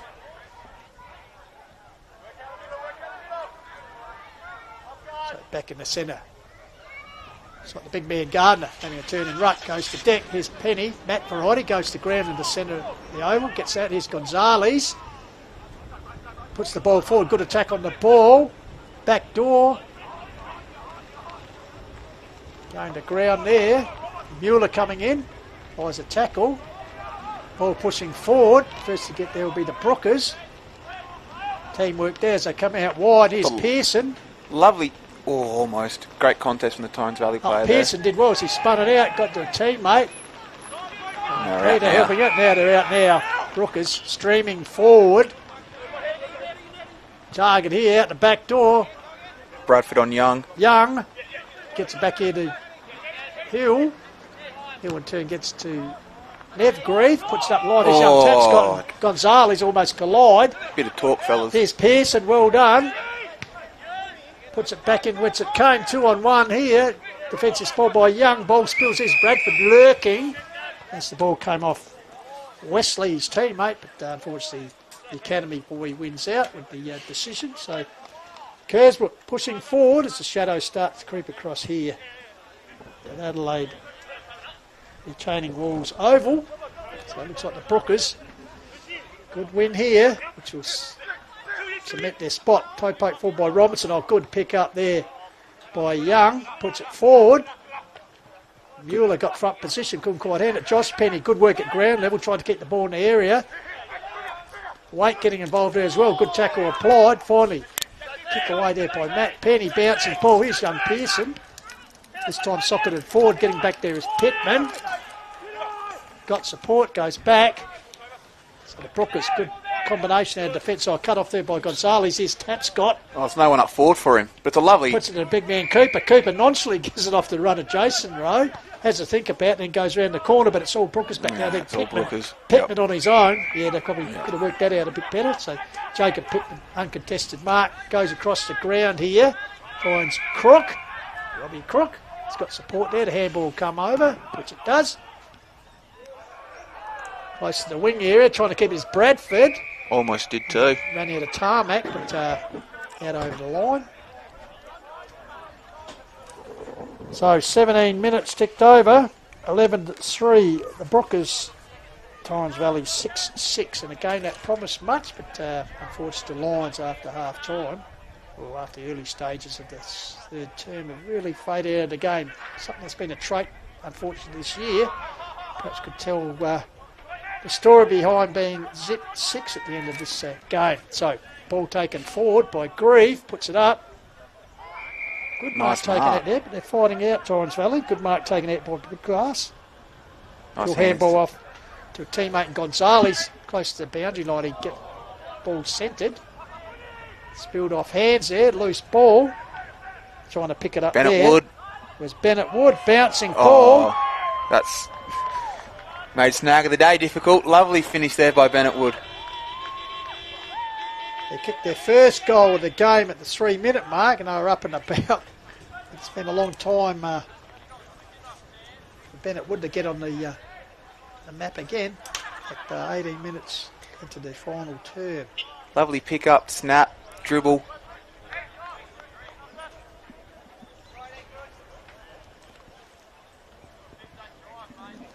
So back in the centre, so Torrens Valley, their first goal since nearly the 3-minute mark in the third term.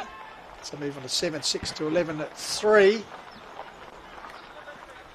So 21-point margin. Bear in mind they actually led by that margin just about at one stage. Comes back here. Nice silky candy work. Is that there. our boy Bradford again? Could well be. So the ball comes down. Actually, it was Robinson. Robinson on the occasion. Mark taken here. I think this might be Wesley. In fact, it is Tyler Wesley. Hasn't kicked a goal today. Has 4 for the season, so be looking to boost that. Of course, spent last year playing for Freeling in the Barossa Light Gawler competition, so back at his spiritual home. So Tyler Wesley, right out in front from about 45. Goal umpire hardly moves. So Kersbrook gaining in confidence here. 5th goal of the quarter too.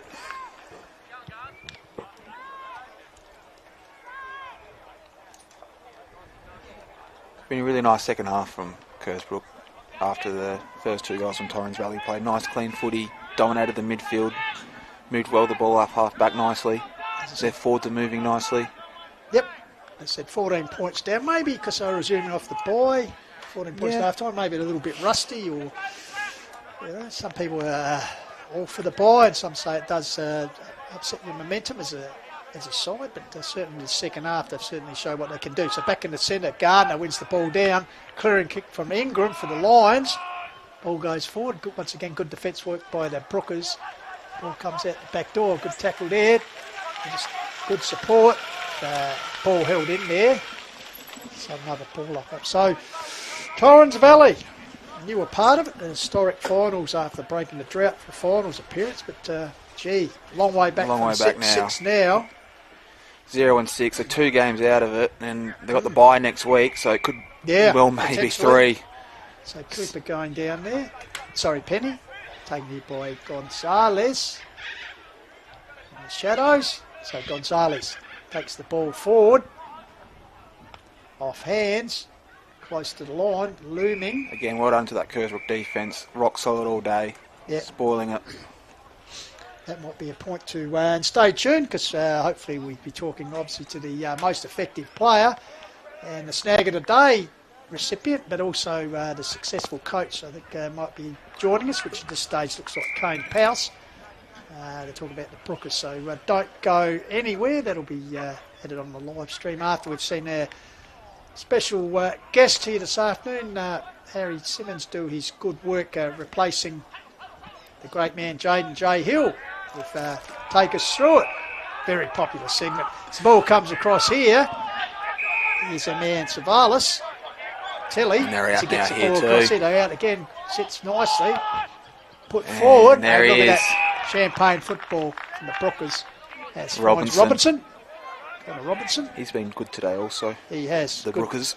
Good pickup, as I said, Sunraysia League, also spent some time Adelaide Plains and Barossa, so 3 goals in his debut season so far, so he'll be hopeful of extending that.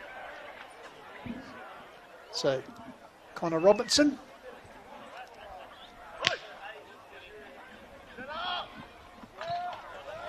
Point. You can tell by the reaction of the crowd, not much enthusiasm. So pretty steady kicking this afternoon. 12-4 Kersbrook, 7-6. So ball comes back. Nev Grieve. So Grieve put it across here, finds Paul, Matt Paul. He's been good today for Torrens Valley. Wide to Young.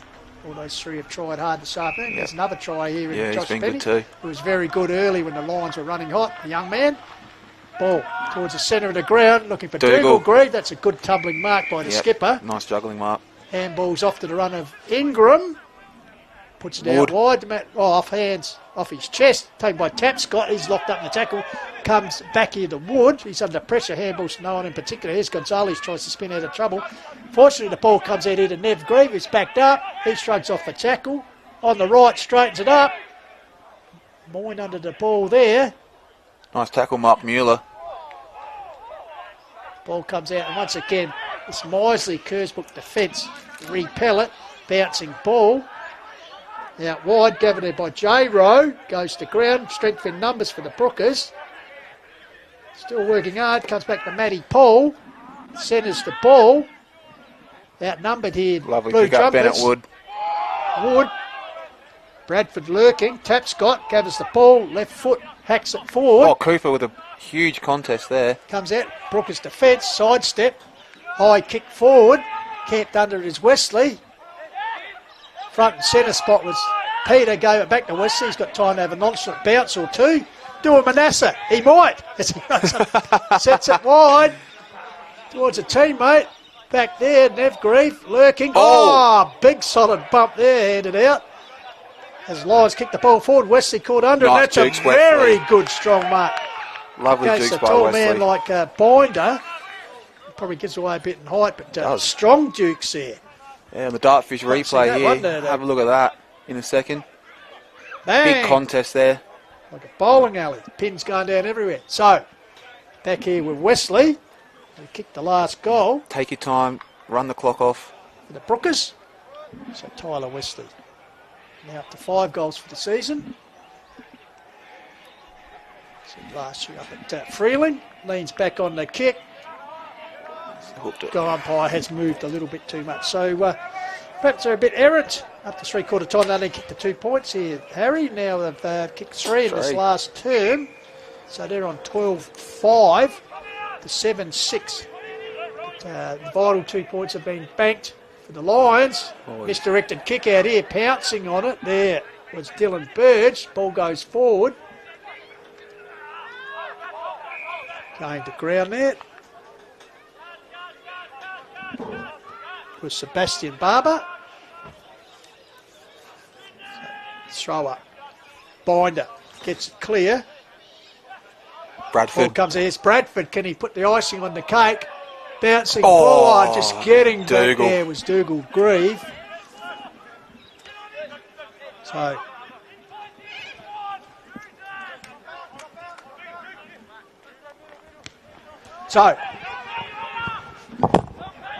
dying stages now, nearly 26 minutes gone.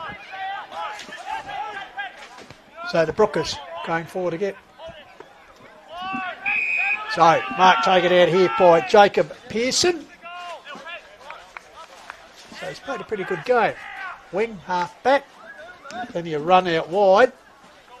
So the chance to get his name on the goal kicking list. This maybe will be one of the last shots of the game. So Pearson back himself in to kick from the 50-metre arc. So take his best kick. I tell you what, it's more than his best kick. That's brilliant. As he's gone down with cramp. Meanwhile, the umpire's blowing the whistle. No, it shaved the post. It's the call. So only a minor score. So, what looked like a great goal turned into a pretty good point. So they take the ball out wide. Can't done his big binder takes a mark. So Binder chips it across here. Ingram gives it back to the run there. Bouncing ball. Foot races on. Still a bit of pace been shown this last quarter. Loom out is Grieve. Handballs it back to Tapscott. Gave it to Matt Paul. Paul with a high kick forward. Strength in numbers. Comes back into Bradford. Still knocking out the possessions. Clever kick round the corner. Great gather there. Was by Mitchell McDonald. Got it back there to Lockie Peter. In turn, Wesley taking the ball forward. Spilled off the chest there of Lucas. Trying for the last touch there. The academy boy once again standing his ground and making the correct call. So 12-7 Kersbrook, 73 Torrens Valley, 7-6-48. So the Brookers. A pretty good win here this afternoon. As I said, they trailed by 14 points at the break. Long break. Ball held up there. And Ingram. Dying moments here. So, and Harry Simmons. Will bring us all the action for the most effective player and the snag of the day recipients at the end of the siren. When it goes around the corner, Bradford. Wow. Almost another contender there.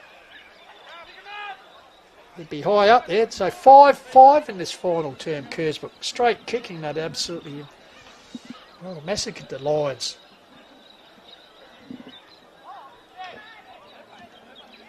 So, kick out by Ingram. It was there off hands. There it is, the final siren.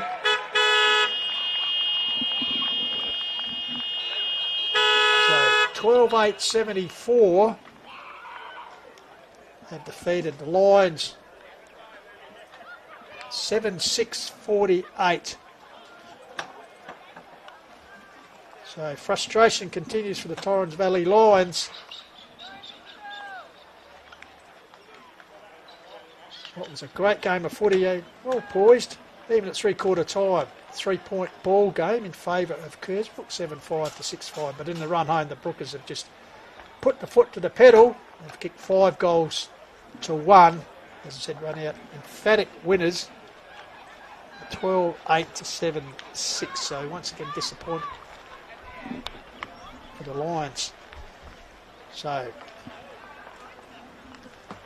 I guess what we wait for now is to see the debut performance of, a segment we like to call Take Us Through It, because just to use that catchphrase which has been made immortal by our usual man, Jaden J. Hill.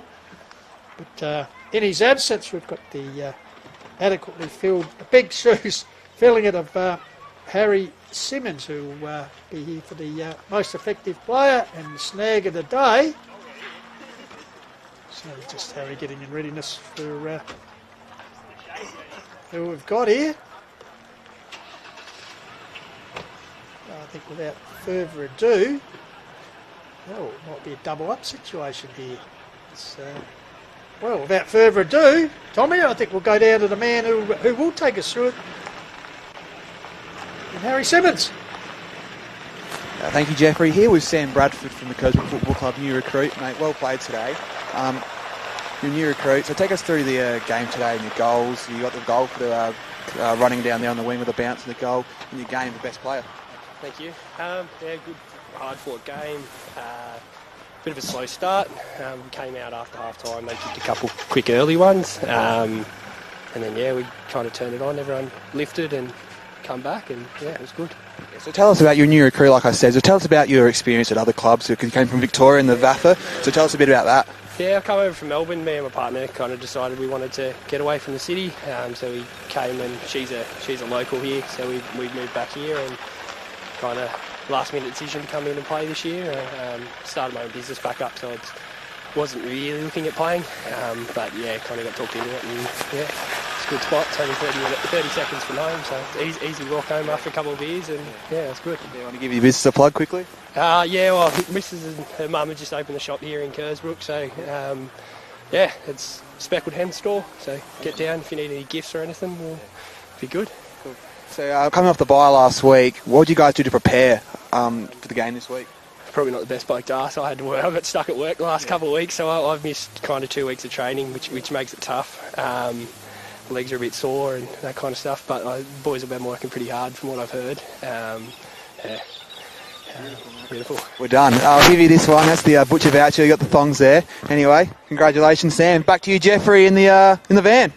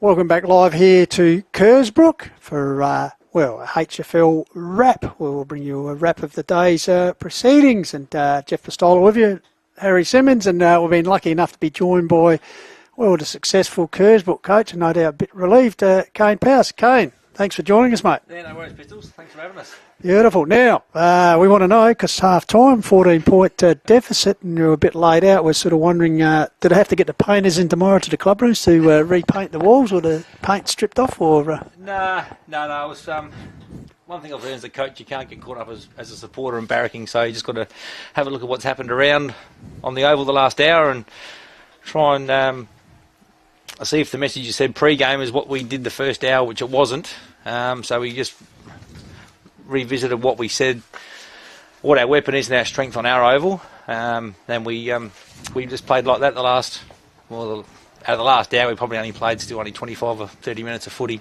We've still got a bit of improvement to go, but it was pleasing. The boys rallied and stuck strong.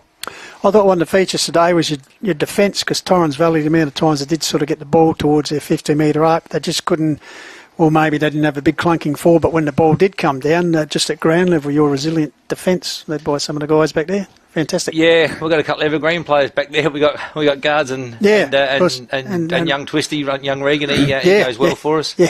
Brody Haylock's really stepped up for us down back as that. He's our vice captain, and he wants to be the next level. So he's going okay there. And Bailey Wake, he just tunes it out every week for us as well. He's been really good.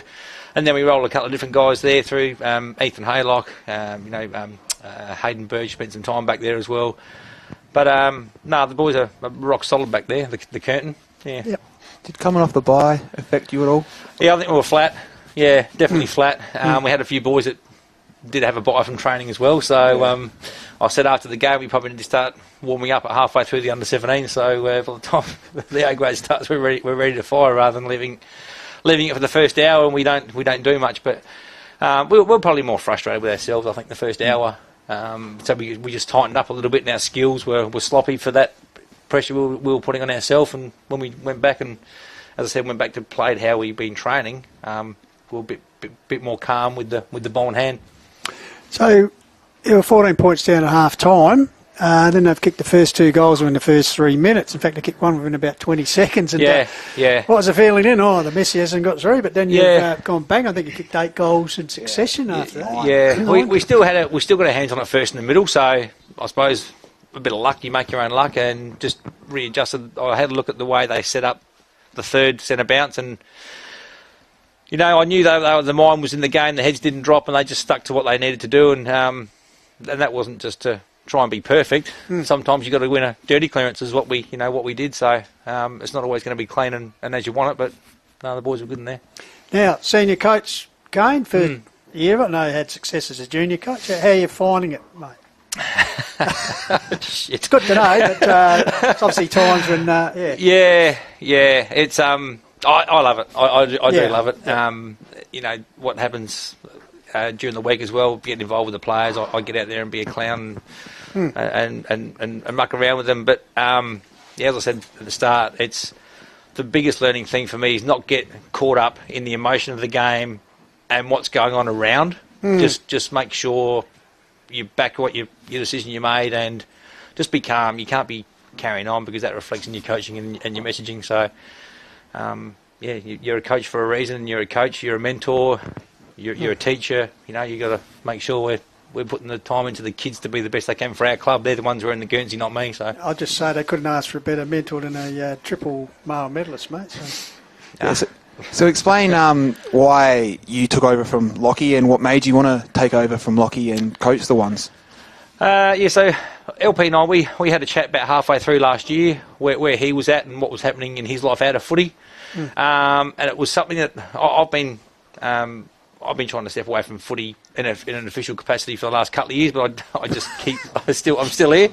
I just enjoy the community that we've got here. We've got a great bunch of lads. We've only got 2 guys over the age of 30 in the A grade today, so that's the first time we've had that for a long time. And a decision wasn't made until about November, I think. The club advertised for a senior coach. They had some applications.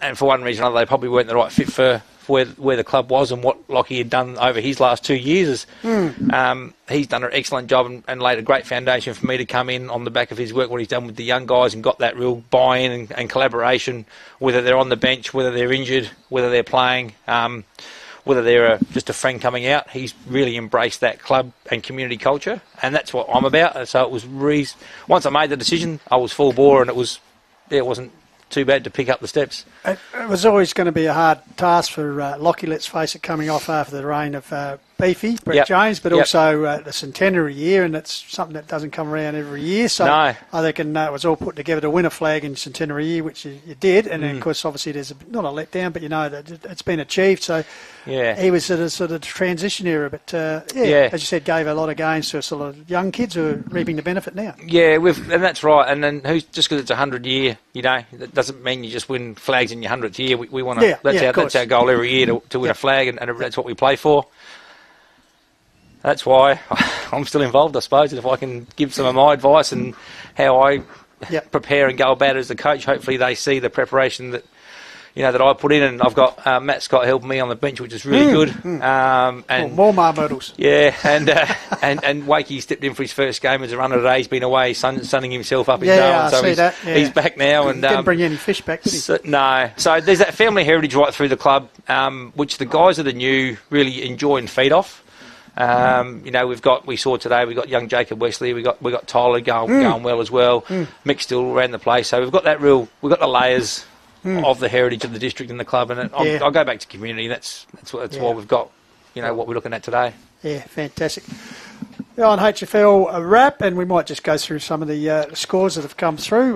Full-time scores in Division 1. Onka Valley 11-12 have defeated Echunga 5-11.